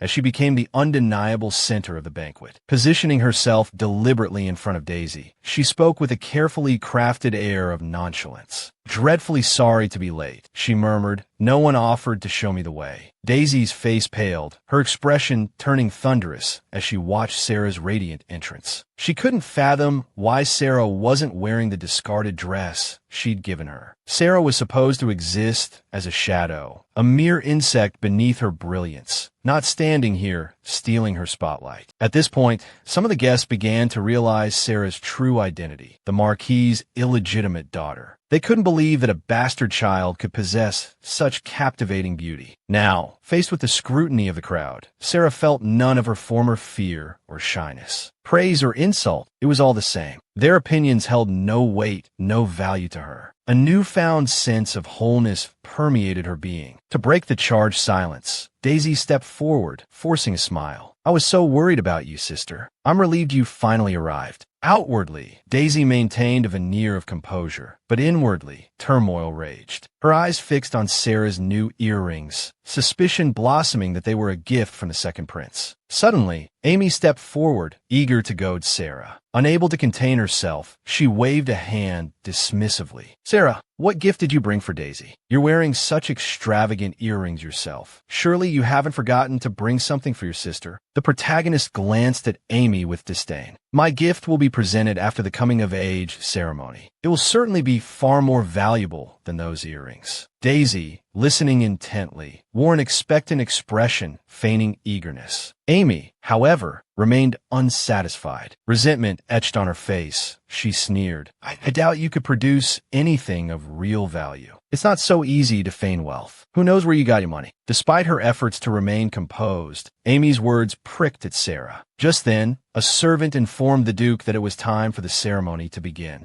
Duke Lancaster immediately took his place at the center of the hall and began his address. "Thank you all for joining us today to witness the commencement of the coming-of-age ceremony." Following his words, Daisy, bathed in the warm glow of the lights, ascended the platform. The Lancaster coming-of-age ceremony included a ritual dance to honor their ancestors. If the ancestors deemed the individual worthy to be the next head of the family, they would bestow the family crown. Daisy climbed the steps with an air of pride, confident and radiant, basking in the attention of the assembled guests. As all eyes were fixed on Daisy, Asut suddenly appeared, declaring that she had not been recognized. Sera, startled by Asut's presence, asked, "What are you doing here?" Understanding her concern, Asut replied, "I used magic. No one can see me but you." He then hinted, "Your sister hasn't been recognized by the ancestors. I've amplified my magic so you can see the spirits. Now you can see them." Granted the ability to see spirits, Sera wondered if Daisy had killed someone from the Lancaster family, as she saw two souls clinging to Daisy. As Daisy performed the ritual to inherit the family power, the two spirits began to interfere, creating a palpable sense of unease. Sera slowly realized that Daisy was never the true heir to begin with. In her past life, during the coming-of-age ceremony, the ancestors had chosen her, not Daisy. In that moment, Daisy's eyes, fixed on Sera wearing the crown, burned with a venomous intensity. Seeing the situation going awry, the butler asked the Duke, "My lord, what should we do?" When a magnificent crown materialized, no one expected it to descend upon Sera, not Daisy. As the crown settled upon the protagonist's head, a radiant light emanated from her, captivating everyone present. Feeling the surge of magic within her grow stronger, Sera smiled, a genuine smile that reached her eyes. The magic that had once flowed through her like silk now pulsed with the crystalline solidity of a gemstone, just as it had before Daisy and the second prince had stolen it from her in her past life. Daisy's magic, lacking the ancestor's blessing, couldn't crystallize, the reason she'd resorted to theft. Sera descended the steps, the crown cradled in her hands. Witnessing this unexpected turn of events, Duke Lancaster leaned towards the butler, his voice low and urgent. "The ceremony must proceed as planned," he commanded, a steely glint in his eyes, "no matter what. Sera cannot be the heir." "Sera cannot be the heir," he repeated, his gaze hardening. Daisy, meanwhile, felt the world tilting on its axis. She couldn't comprehend why the ancestors had chosen Sera over her. It didn't make sense. Looking at Sera's flawless face, a flicker of murderous intent crossed Daisy's mind. She had eliminated what she thought was the biggest obstacle, yet she had still miscalculated. A wave of fury washed over her, but she forced herself to maintain a semblance of composure. She couldn't afford to lose control, not now. Standing before the assembled guests, Sera deliberately adopted an air of innocent naivete. "Sister," she began, her voice soft, "I know what you desire." Her mind flashed back to her past life, to the Duke's words echoing in her ears. Daisy should lead the Lancaster household. In her past life, Sera had readily handed the crown over to Daisy without a second thought. She had been naive, believing that titles didn't matter, that they were family, and their happiness was paramount. Who inherited the leadership meant nothing to her then. But now, reborn and armed with the knowledge of her past, Sera refused to let history repeat itself. Under the watchful gaze of the crowd, she walked towards Daisy, a plan forming in her mind. Echoing the words she'd spoken in her past life, she said, "We're happy now, so you should be the head of the family." Daisy, weary and bewildered, asked, "What do you mean?" A sly smile played on Sera's lips. "This," she replied, "is my gift to you." Her gaze locked with Daisy's, a knowing glint in her eyes. "Why aren't you kneeling?" she asked, her voice laced with a hint of mockery. "How else am I supposed to pass the headship to you?" Without waiting for a response, Sera subtly manipulated the space around Daisy with her magic, forcing her to stumble and kneel. Amy, watching from below, gasped, too shocked to speak. Daisy, humiliated and defeated, no longer possessed the will to face the future. In a small, trembling voice, she asked Sera how she knew spatial magic. Placing the crown on Daisy's head, Sera asked, her voice dripping with feigned sincerity, "Do you like your gift, Daisy?" Confusion warred with resentment in Daisy's eyes. "I don't want it," she whispered. "If you saw through everything, why are you giving this to me?" Suddenly, the crown, as if rejecting Daisy, tumbled from her head before she could react. The humiliation was a crushing blow. Everything she had worked for, everything she had plotted and schemed, had been undone by her own sister. Duke Lancaster, unable to bear the spectacle any longer, roared, "Sera, what are you doing? Is this how you apologize to your sister?" Sera met his fury with a calm gaze. "Should I be the one apologizing?" she asked, her voice steady. "Or should you be apologizing to me?" The words she had held back for so long finally poured forth. "When you brought me back to the Duke's mansion when I was 5 or 6, I thought I finally had a home, a family that loved me. But what happened instead? You all wanted to bleed me dry, to use me until there was nothing left. After tonight, do you think I can continue to live peacefully here?" Her words struck Duke Lancaster like a physical blow, draining the color from his face. "How dare you speak to your father this way?" he sputtered. "Father!" Sera echoed, her voice flat. "This is the last time I will call you that." Her controlled demeanor shattered, replaced by a blaze of righteous anger. "You have no right to call yourself my father," she cried, her voice ringing through the hall.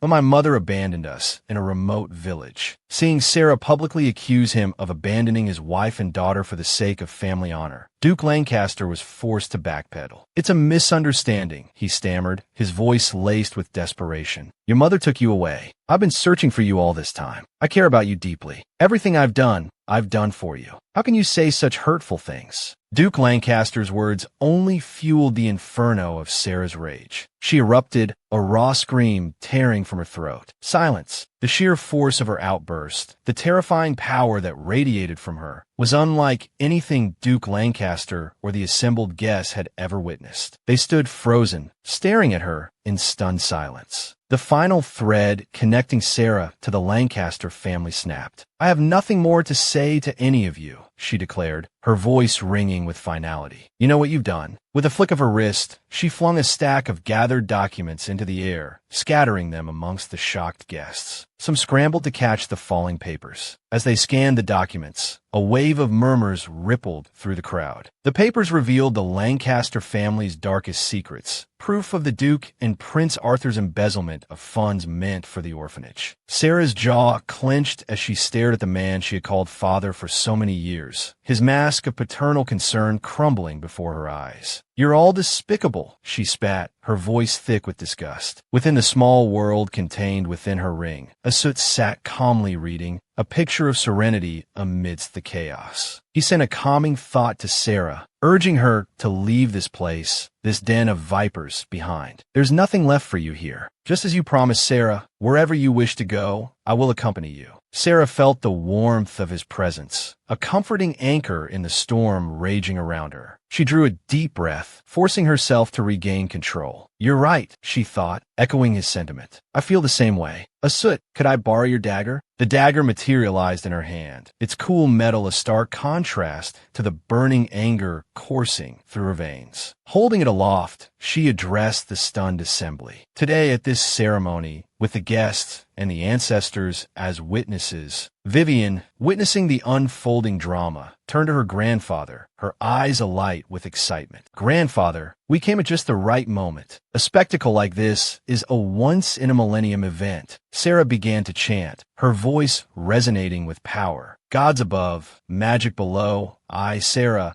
hereby sever all ties of blood with the Lancaster dukedom. I'm no longer bound to the Lancaster family in any way." Seconds after her declaration, a sharp crack echoed through the hall. The ancestral statues of the Lancaster family, symbols of their lineage and power, began to fracture. Duke Lancaster's face contorted in a mask of fury. He moved to stop Sera, but Prince Leo stepped forward, intercepting him. "Duke Lancaster," he said smoothly. "Sera has made her oath. Why cling to her so desperately?" The Duke, thwarted, glared at Leo. Unable to control the situation, he snapped, "Your Highness, please step aside. This is a family matter." Leo met his gaze, subtly signaling to Sera, buying her precious seconds. "Duke Lancaster," he pressed, "you have yet to explain the matter of the embezzled funds. Surely you can't simply walk away from this." Sera understood Leo's unspoken message, giving him a discreet thumbs up. With a light heart, she turned and walked towards the balcony. "Lulu," she asked, "are you ready?" Lulu's voice chirped in her mind, reporting to Master, "Our Crow Clan's 10,000 birds formation is ready. We await your command." Seeing that the situation hadn't yet devolved into utter chaos, Asut decided to add a touch of his own magic to the mix, making the banquet even more interesting. A dark mist began to seep into the hall, swirling around the panicked guests. Duke Lancaster barked orders to his butler, demanding that Sera be apprehended before she could escape the Lancaster estate. Daisy couldn't believe how disastrously her coming-of-age ceremony had turned out. Recognizing the black mist as a rare form of magic, her resentment towards Sera intensified. She silently swore to heaven and earth that no matter where Sera fled, she would find her and kill her. The banquet had descended into utter pandemonium, the Lancaster family's reputation in tatters. The butler, his face a mask of strained composure, addressed the remaining guests. "Everyone, please follow me. The banquet has been concluded early. The Duke has pressing matters to attend to. I will arrange for your departure." Leo, watching the chaos unfold, found himself intrigued by Sera. She was certainly an interesting girl. He made a mental note to ask her for a dance, should the opportunity ever arise. Vivian, buzzing with excitement, turned to her companions. Someone actually managed to make Daisy suffer such a humiliating defeat. She must be my long-lost sister. I have to tell everyone back at school about this. The scene shifted to a forest. Sera, hampered by the cumbersome ball gown, struggled to outrun the Lancaster soldiers pursuing her. Suddenly, the ring on her finger began to glow. Inside, Asut, consumed by jealousy upon learning of Lulu's assistance to Sera, fumed. Who doesn't know that stupid bird helped her? I could have gotten Sera out safely without it. Abruptly, Asut's expression turned melancholic, a wave of self-pity washing over him. He felt Sera had handled everything perfectly, leaving him no room to showcase his own abilities. The pursuing soldiers called out to her, attempting to persuade her to return. "We are mages of the Duke's household, 2nd Mississippi. Please come back with us." Instead of stopping, Sera yelled back, "I am no longer the 2nd Miss of the Duke's household. Give up." Seeing Sera's unwavering resolve, the mages were forced to resort to magic to restrain her. Sera managed to dodge one attack,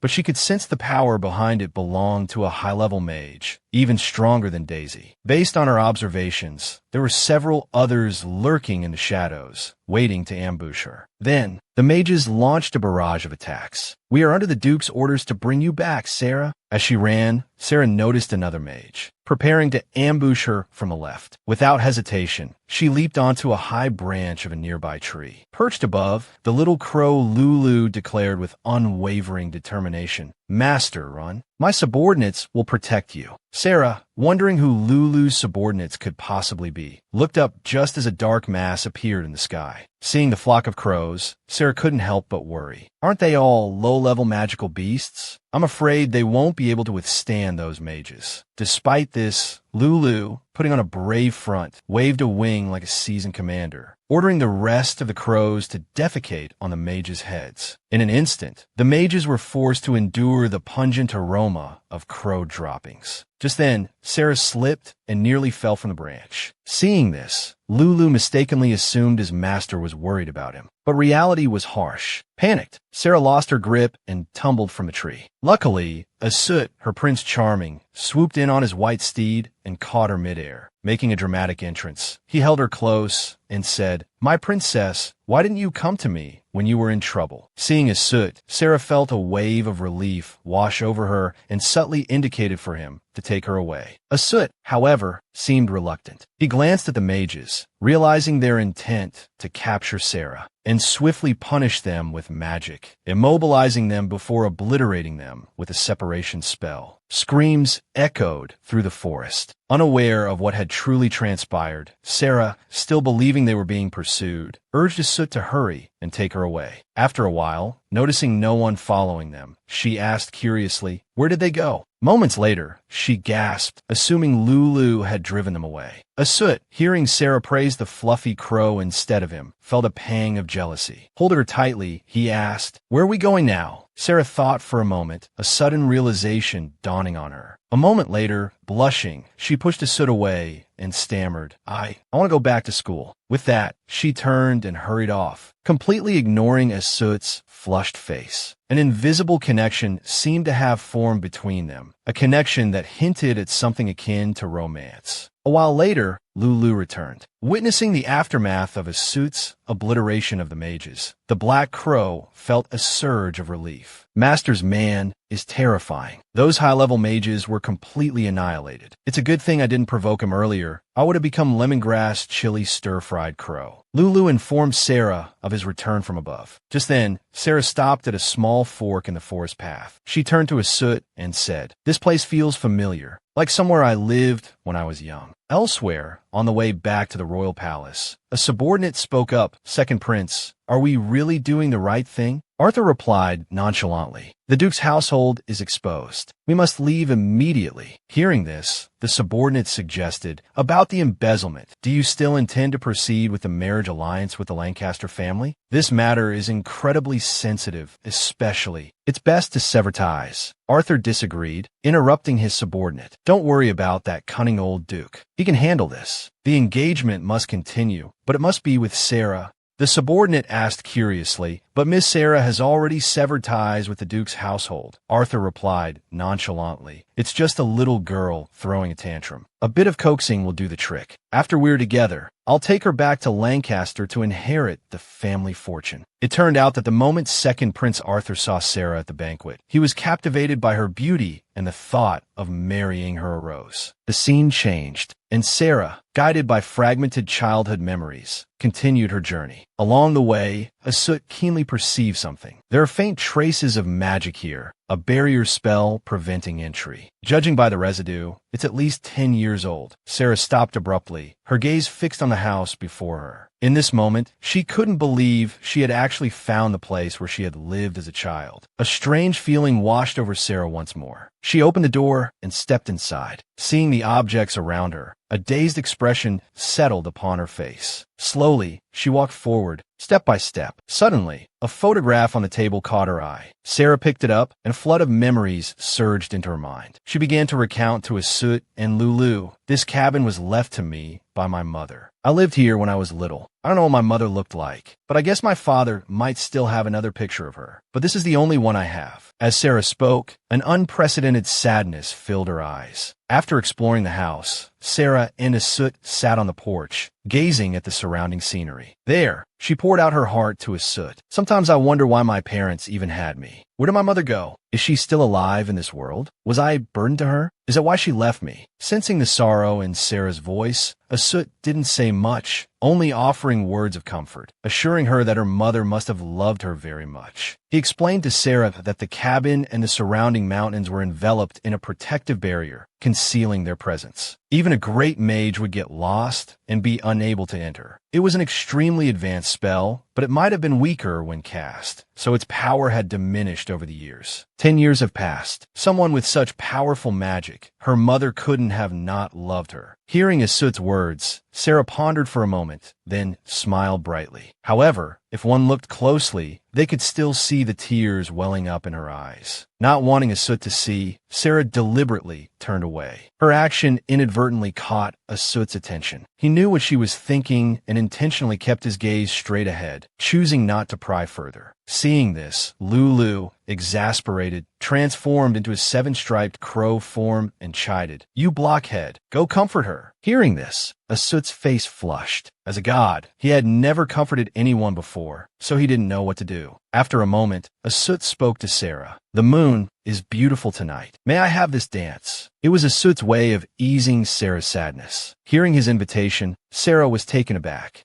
Then, Sera took off her high heels, placing them on a rock, and walked barefoot onto the grass. Lulu, standing to the side, was delighted, praising incessantly, "This kid isn't so bad after all." Seeing Sera remove her shoes, Asut extended his hand, his gaze fixed on every step she took as she approached. Sera walked up to Asut, a radiant smile gracing her lips. "Asut," she said, "you're the first person to ever ask me to dance." Asut, his eyes never leaving hers, replied with a gentle smile, "The honor is all mine." Asut stepped forward lightly, taking her hand and gently drawing her closer. "Congratulations," he murmured. "Today you can leave this unhappy place." As Asut's hand touched Sera's, she instantly felt a chill through her glove. Asut's body is so cold. Is it because he's just a spirit? She wondered. Lost in thought, Sera danced a few waltzes with Asut. When they finally paused, Sera suddenly spoke, "Asut, I'll work hard to become stronger, and then I'll revive you." Hearing her earnest tone and seeing the determination in her eyes, Asut paused, then smiled gently. "It's all right," he said softly. "Don't push yourself. Just do what you want to do." Used to only criticism and mockery, this was the first time anyone had spoken to her like this. It was like a warm current, soothing her fractured heart and stirring a strange feeling within her. "A gentle breeze has entered my heart, permeating my soul. I think perhaps it's the wind of freedom slowly returning to my grasp." In the distance, Lulu watched their interaction, a pang of envy striking him. "How nice," he thought. "I want to fall in love too." Just then, a shooting star streaked across the sky. Both Sera and Asut noticed, their gazes lifting to follow its trajectory until it faded, the sky returning to normal. Asut suddenly spoke. Shooting stars are summer stars. This means summer has officially begun. Every year on March 1st, the stars representing the changing seasons descend from the heavens. As Asut finished speaking, a light enveloped Sera, engulfing them both. Lulu, who was behind them, didn't understand why she was using magic and hurriedly flew over, chirping anxiously, "Master, what's wrong?" As a magical light gradually dissipated, Asut's eyes widened in surprise at the object before them. "This is..." Sera's expression mirrored his astonishment. She studied the book carefully for a moment before speaking. "It's a magic book, but how could it be here? I clearly saw this in the Duke's library in my past life. And the first page didn't have these messages either. Dear Sera, my most precious daughter, happy 16th birthday. I hope this book can bring you the knowledge and power you desire. Never forget to believe in yourself, love yourself, and you will surely find your own answers." At this moment, in the Duke's mansion, the old fox, Jared, stood at the doorway, lost in thought, with Daisy behind him. He suddenly glanced at his daughter. "I've sent 5 grand mages to capture Sera," he said,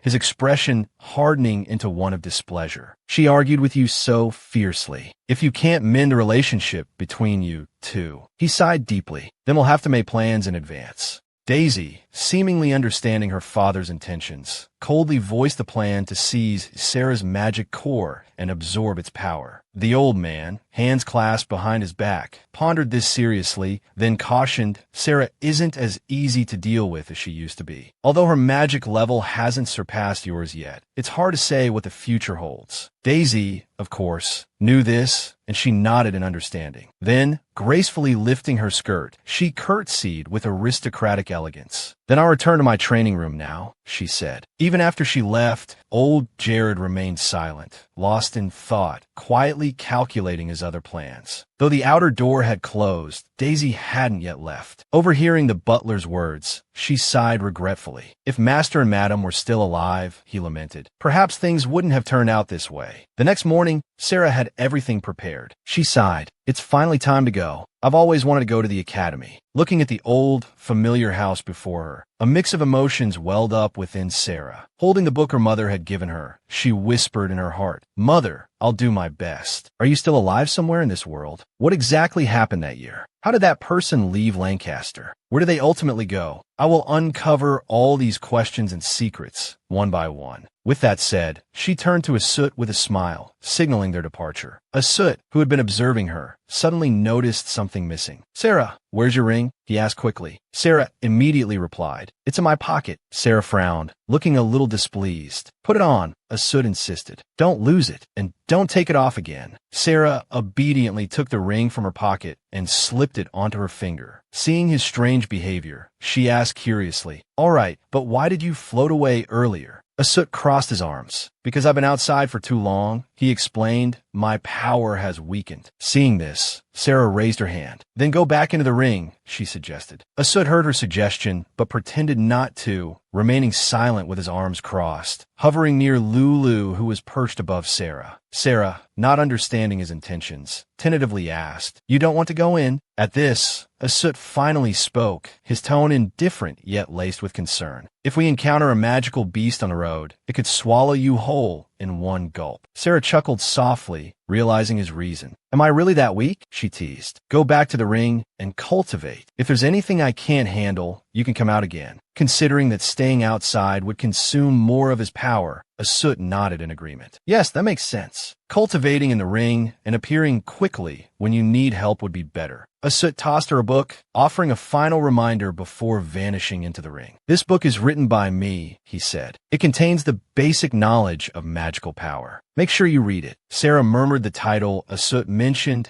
and curiously opened the book, wanting to see what was written inside. By the firelight, Sera focused intently on reading the book Asut had left her. The size of a magic core is innate. Postnatal cultivation focuses on consolidating magical power. The width and tolerance of the magic core also determine the hardness of the magic that can be absorbed. If a person only has a high level, but the hardness of their magical power is insufficient, they may not necessarily win against someone with a lower level but higher magical power hardness. So that's how it is, Sera mused. I've only seen in magic studies before that the level of magical power is determined by the shape of the magic core, but it wasn't clearly explained, so it must be like this. Last time, I thought absorbing magic power was enough, but it seems I was being careless. Cultivation requires more understanding. Hearing this, Lulu chimed in. Master, when was last time? I don't remember anything. Sera glanced at Lulu, smiling. Last time was last time. You weren't even born yet. But suddenly, something flashed through Sera's mind, jolting her awake. Wait, she said. Last time I was promoted, I felt something cold on my left side, and it was soft. Could it have been a soot? She wondered, stunned. Why would he kiss me, she thought, and then run away this time too? He's been helping me. Could he like me? She quickly dismissed the thought. Impossible. How could? The more she thought about it, the more embarrassed she became. Sera cradled her head, shaking it back and forth, telling herself, study, stop thinking nonsense. Maybe he just kissed my forehead to help me cultivate and advance. My advancement is also beneficial to him. It's best not to flatter myself. With that thought, she suddenly yelled, study hard. Improving myself is the most important thing. Half a month later, in LA City, the bustling crowds and constant activity indicated the prosperity of the place. Seeing the bustling crowds and noisy sounds, Sera exclaimed, so many people. Beside her, Lulu complained, these people are all on day trips. We almost missed the registration. Sera ignored Lulu's complaints, excitedly saying, I was mainly worried that the Duke would send people to the academy to look for me. Now we're safe, right? Lulu leaned wearily against her shoulder. I'm exhausted, Master. Hurry up and register. I am Stadavan. Just as Sera was about to leave to find a registration point, a sharp voice suddenly rang out, causing her to turn around. You're not qualified to participate in the Academy's competition. The surrounding people began to whisper amongst themselves, then quickly moved away. Commoners like them couldn't afford to offend nobles. Following the source of the commotion, Sera saw a young man with red hair holding a piece of paper high in the air, preventing a girl from taking it. The girl cried out, her voice thick with air. How can you just take my admission ticket? The red-haired boy said arrogantly, yours? Once it's in my hands, it's mine. Do you know who I am? A lowly commoner like you, studying with me? Disgusting. The surrounding people gasped. That's young Master Bede. He's the Empress's nephew. How dare you defy him? The girl was on the verge of tears, her voice trembling as she pleaded, I already passed the magic test and received my admission ticket. Please give it back. The Imperial Academy has always been my dream. You have no right to take it away. Witnessing this scene, Sera paused, her expression unreadable, making it difficult to discern her thoughts. After a few seconds, unable to bear the young man's arrogance any longer, Sera commanded Lulu to fly over and peck him sharply on the head. Bede yelped, squeezing his eyes shut in pain. Lulu seized the opportunity, snatching the admission ticket from his loosened grip with his beak and flying back toward Sera. It took Bede a few seconds to recover from the shock. Realizing a black crow had stolen the ticket, he roared furiously, give me back my admission ticket. By this time, Lulu had delivered the ticket to Sera, squawking incessantly, idiot, idiot. Sera took the ticket from Lulu's beak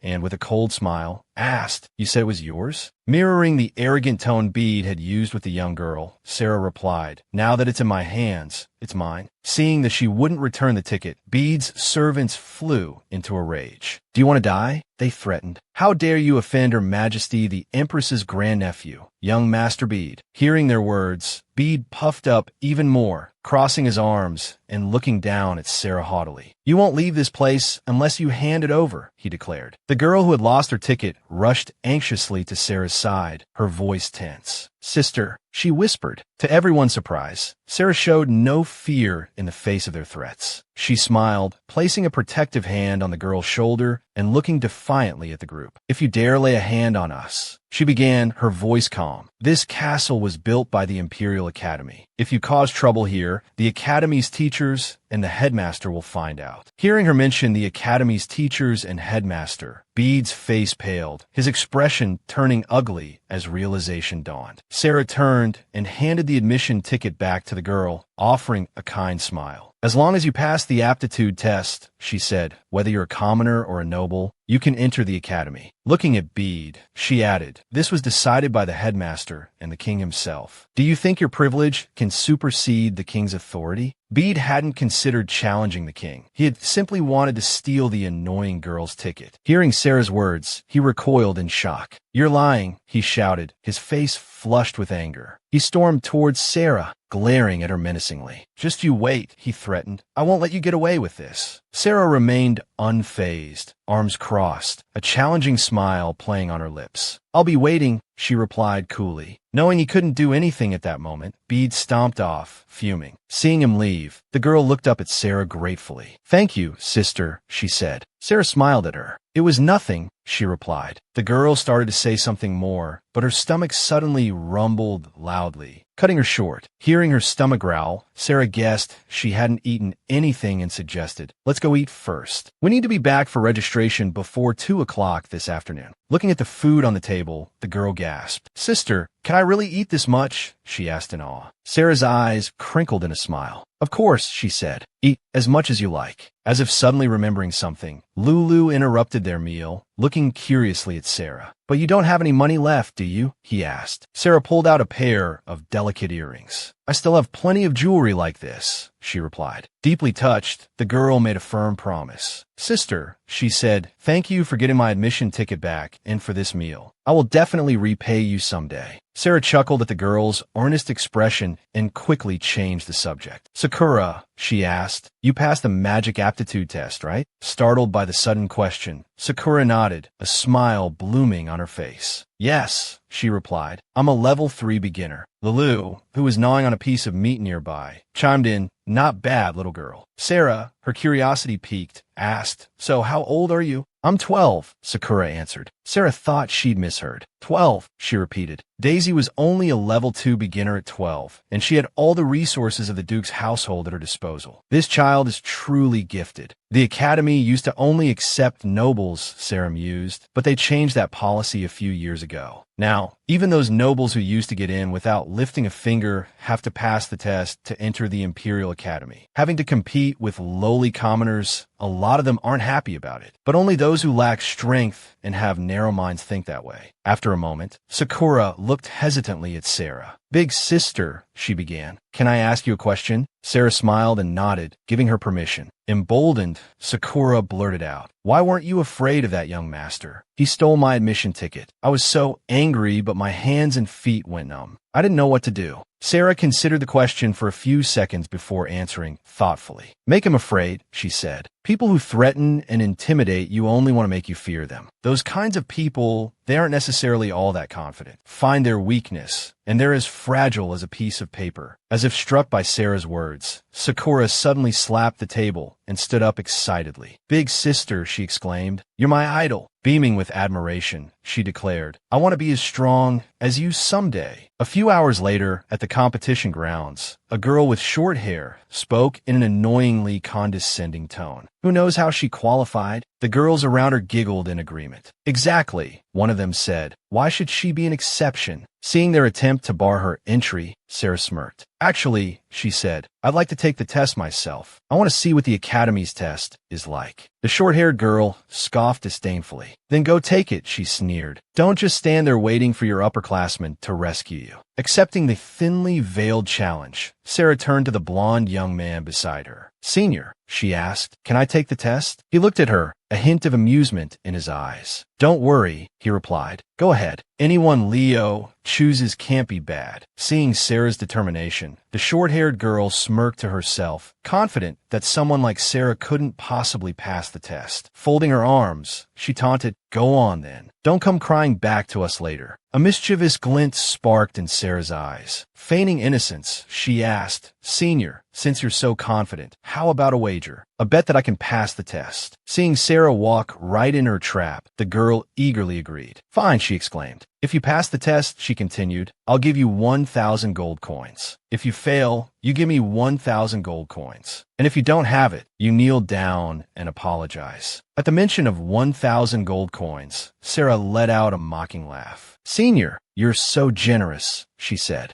So eager to give me your money? Sera put on an innocent smile. You're so kind, Senior. As she turned and walked into the testing area, the woman scoffed. I knew she was all talk. The girl beside her, puzzled, leaned in and whispered, why didn't Senior Ningming make that girl check her magic level first? Ningming smirked. She's the Lancaster family's illegitimate daughter, she revealed. The girl gasped, covering her mouth in shock. Oh, she breathed, that's why. No wonder she's trying to seduce Senior Leo and butter up the other two seniors. Just like her mother, Ningming continued, her voice dripping with disdain. And I heard from Daisy that this little bastard hasn't even reached the level of a beginner mage. She's just an apprentice. The girl beside her gasped. But she still dared to come to the exam? Ningming sneered. Isn't she just relying on her relationship with Senior Leo? Besides being somewhat pretty, what else does she have? Let's just wait and watch her make a fool of herself. At the first testing location, Sera stepped inside and was immediately greeted by the examiner's voice. All examinees, please enter the testing area one by one. Choose your weapons here. Sera paused, momentarily dazzled by the array of weapons before her. The examiner's voice echoed again. Your choice will affect your final test results, so choose wisely. Heeding the examiner's warning, Sera turned to a nearby girl with white hair and a blindfold covering her eyes. If I choose one, she asked, do I have to return it after the test? The girl answered gently. If it's the contestant's own weapon, it can be inspected. Otherwise, it must be returned. While the other contestants bustled around, picking weapons and chattering amongst themselves, Sera propped her chin on her hand, quietly observing. What should I choose? Seeing her contemplation, Lulu chirped. Master, choose the most powerful one. Sera considered this for a moment. The dangers ahead were unknown, as was the nature of the upcoming test. A high-quality magical artifact might be beneficial, but she needed something that suited her best. After surveying the room, her gaze landed on a particular object, drawing her closer for a better look. Seeing Sera pick up a rough, black stone, Lulu flapped her wings in confusion. Master, she called, it's just a rock. Sera held the stone close, examining it carefully. This is a good thing, she murmured. High density, strong, and light. The nearby contestants, observing Sera with the stone, erupted in loud laughter. What an idiot! One scoffed, picking up a rock. Another, clapping his friend on the shoulder, barely contained his amusement. Let's go, he chuckled. She's clearly just here to make up the numbers. Ignoring their derision, Sera remained silent, focused on her task. She channeled her magic, attempting to reshape the stone. Lulu watched for a moment, then her eyes widened in realization. This stone, no, it's or. Master, you've changed its shape. Having molded the stone into the shape of a small knife, Sera smiled in satisfaction. Good flexibility, too, she declared. Perfect. Meanwhile, at the second testing location, a throng of noisy examinees grumbled amongst themselves. Why are there so many doors? One complained. Do we just choose one at random? The guide's announcement voice echoed through the chamber. Please choose one of the 6 challenges. The content of each challenge is different. There is a risk of death in the challenges. If a contestant wishes to withdraw, they can return the way they came. Arriving at the second testing room, Sera gasped. It's so dark in here. Suddenly, the guide's announcement voice echoed again, repeating the instructions to choose one of the 6 challenges. Sera listened, surprised by the warning of potential death. If a contestant wished to withdraw, they could simply retrace their steps. The announcement sparked immediate commotion amongst the examinees. What kind of joke is this? Someone exclaimed. A risk of death? Should we go back? Another retorted angrily. We've come this far. What's there to be afraid of? Unfazed by the surrounding panic, Sera focused on observing the doors. Perched on her shoulder, Lulu chirped. Master, which door should we choose? Sera pointed to the furthest door on the right. I want to go through that one, she said. The symbols above them represent different meanings. The first 5 represent demon, prophecy, earth, spell, and healing, but the last one is unknown. Lulu, perched on Sera's shoulder, sighed. I can't understand these human writings either. Having made her choice, Sera began walking towards the chosen door. Among the examinees, someone noticed her selection and cried out in surprise, drawing the attention of everyone in the room.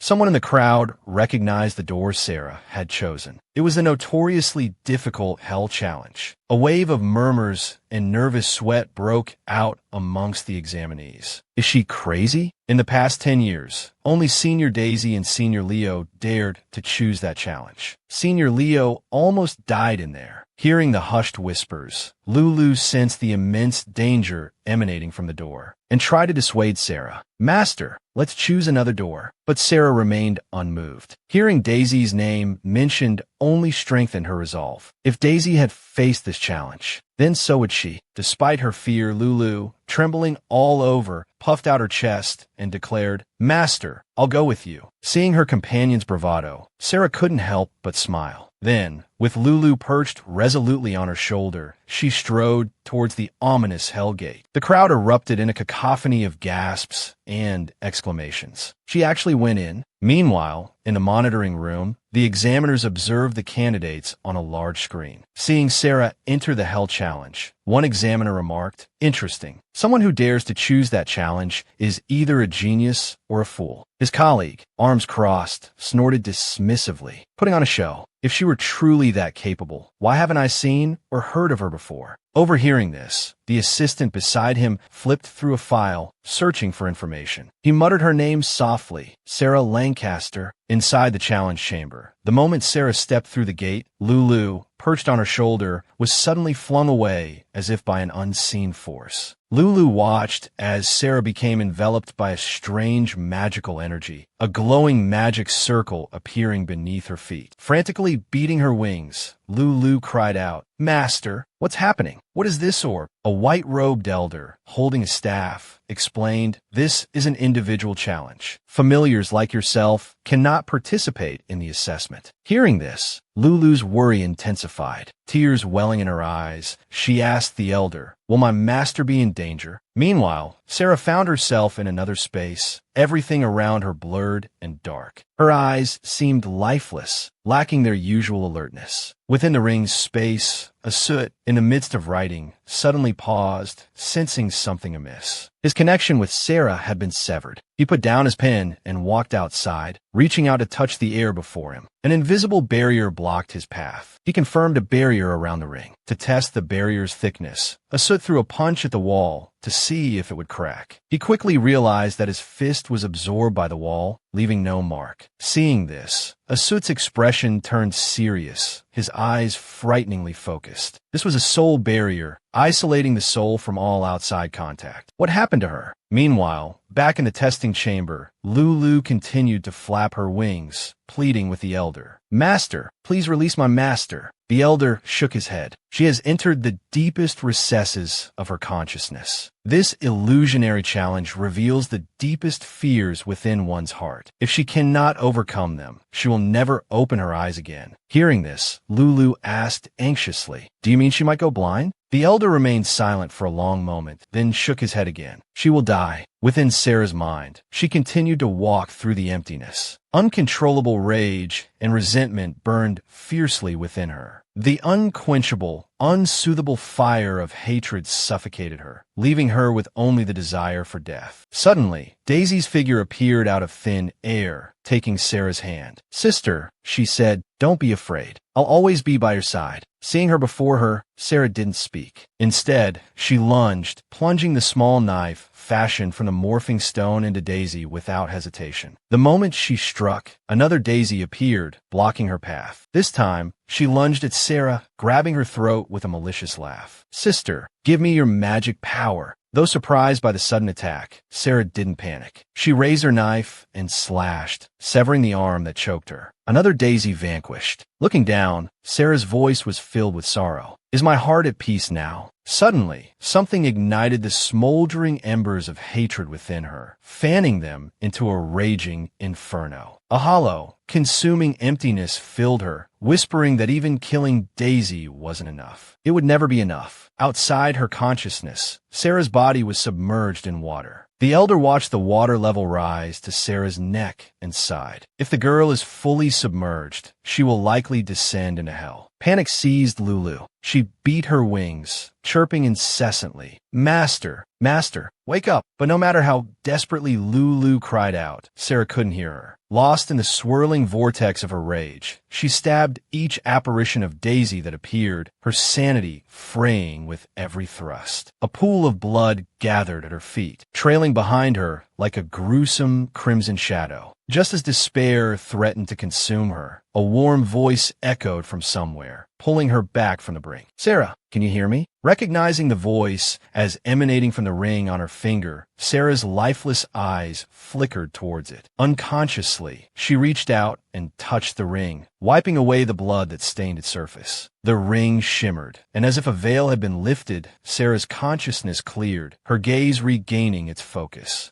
She startled, realizing she was in a completely unfamiliar environment, the air thick with the metallic tang of blood. She covered her mouth, her mind reeling. "Where am I? The smell of blood, it's so strong." Her eyes fell to the scattered corpses piled below, a scene of utter carnage. So horrific that she gagged, dry heaves racking her body. The horrifying realization struck her. This was her doing. Her own hands had wrought this devastation. Her spirit seemed to crumble, and she collapsed to the ground. Then, Asud's voice cut through the silence. "Sera, are you awake?" Recognizing him, Sera trembled, her voice breathless. "Asud, is this an illusion?" Within the ring's space, Asud had created a magic circle to communicate with her. "You're trapped within a barrier. I couldn't connect with your soul. If you're awake, we can talk." Sera gasped, her voice steadying slightly. "I think I'm dying." Asud's voice was urgent. "Yes, if you don't get out now, you will die. Listen to me. Find the brightest place." Clinging to his words, she immediately obeyed, her eyes scanning the gruesome landscape for any sign of light. As soon as she spotted the brightest point, she spoke. "I found it." The tension in Asud's voice eased slightly. "That's the exit from the barrier," he replied softly.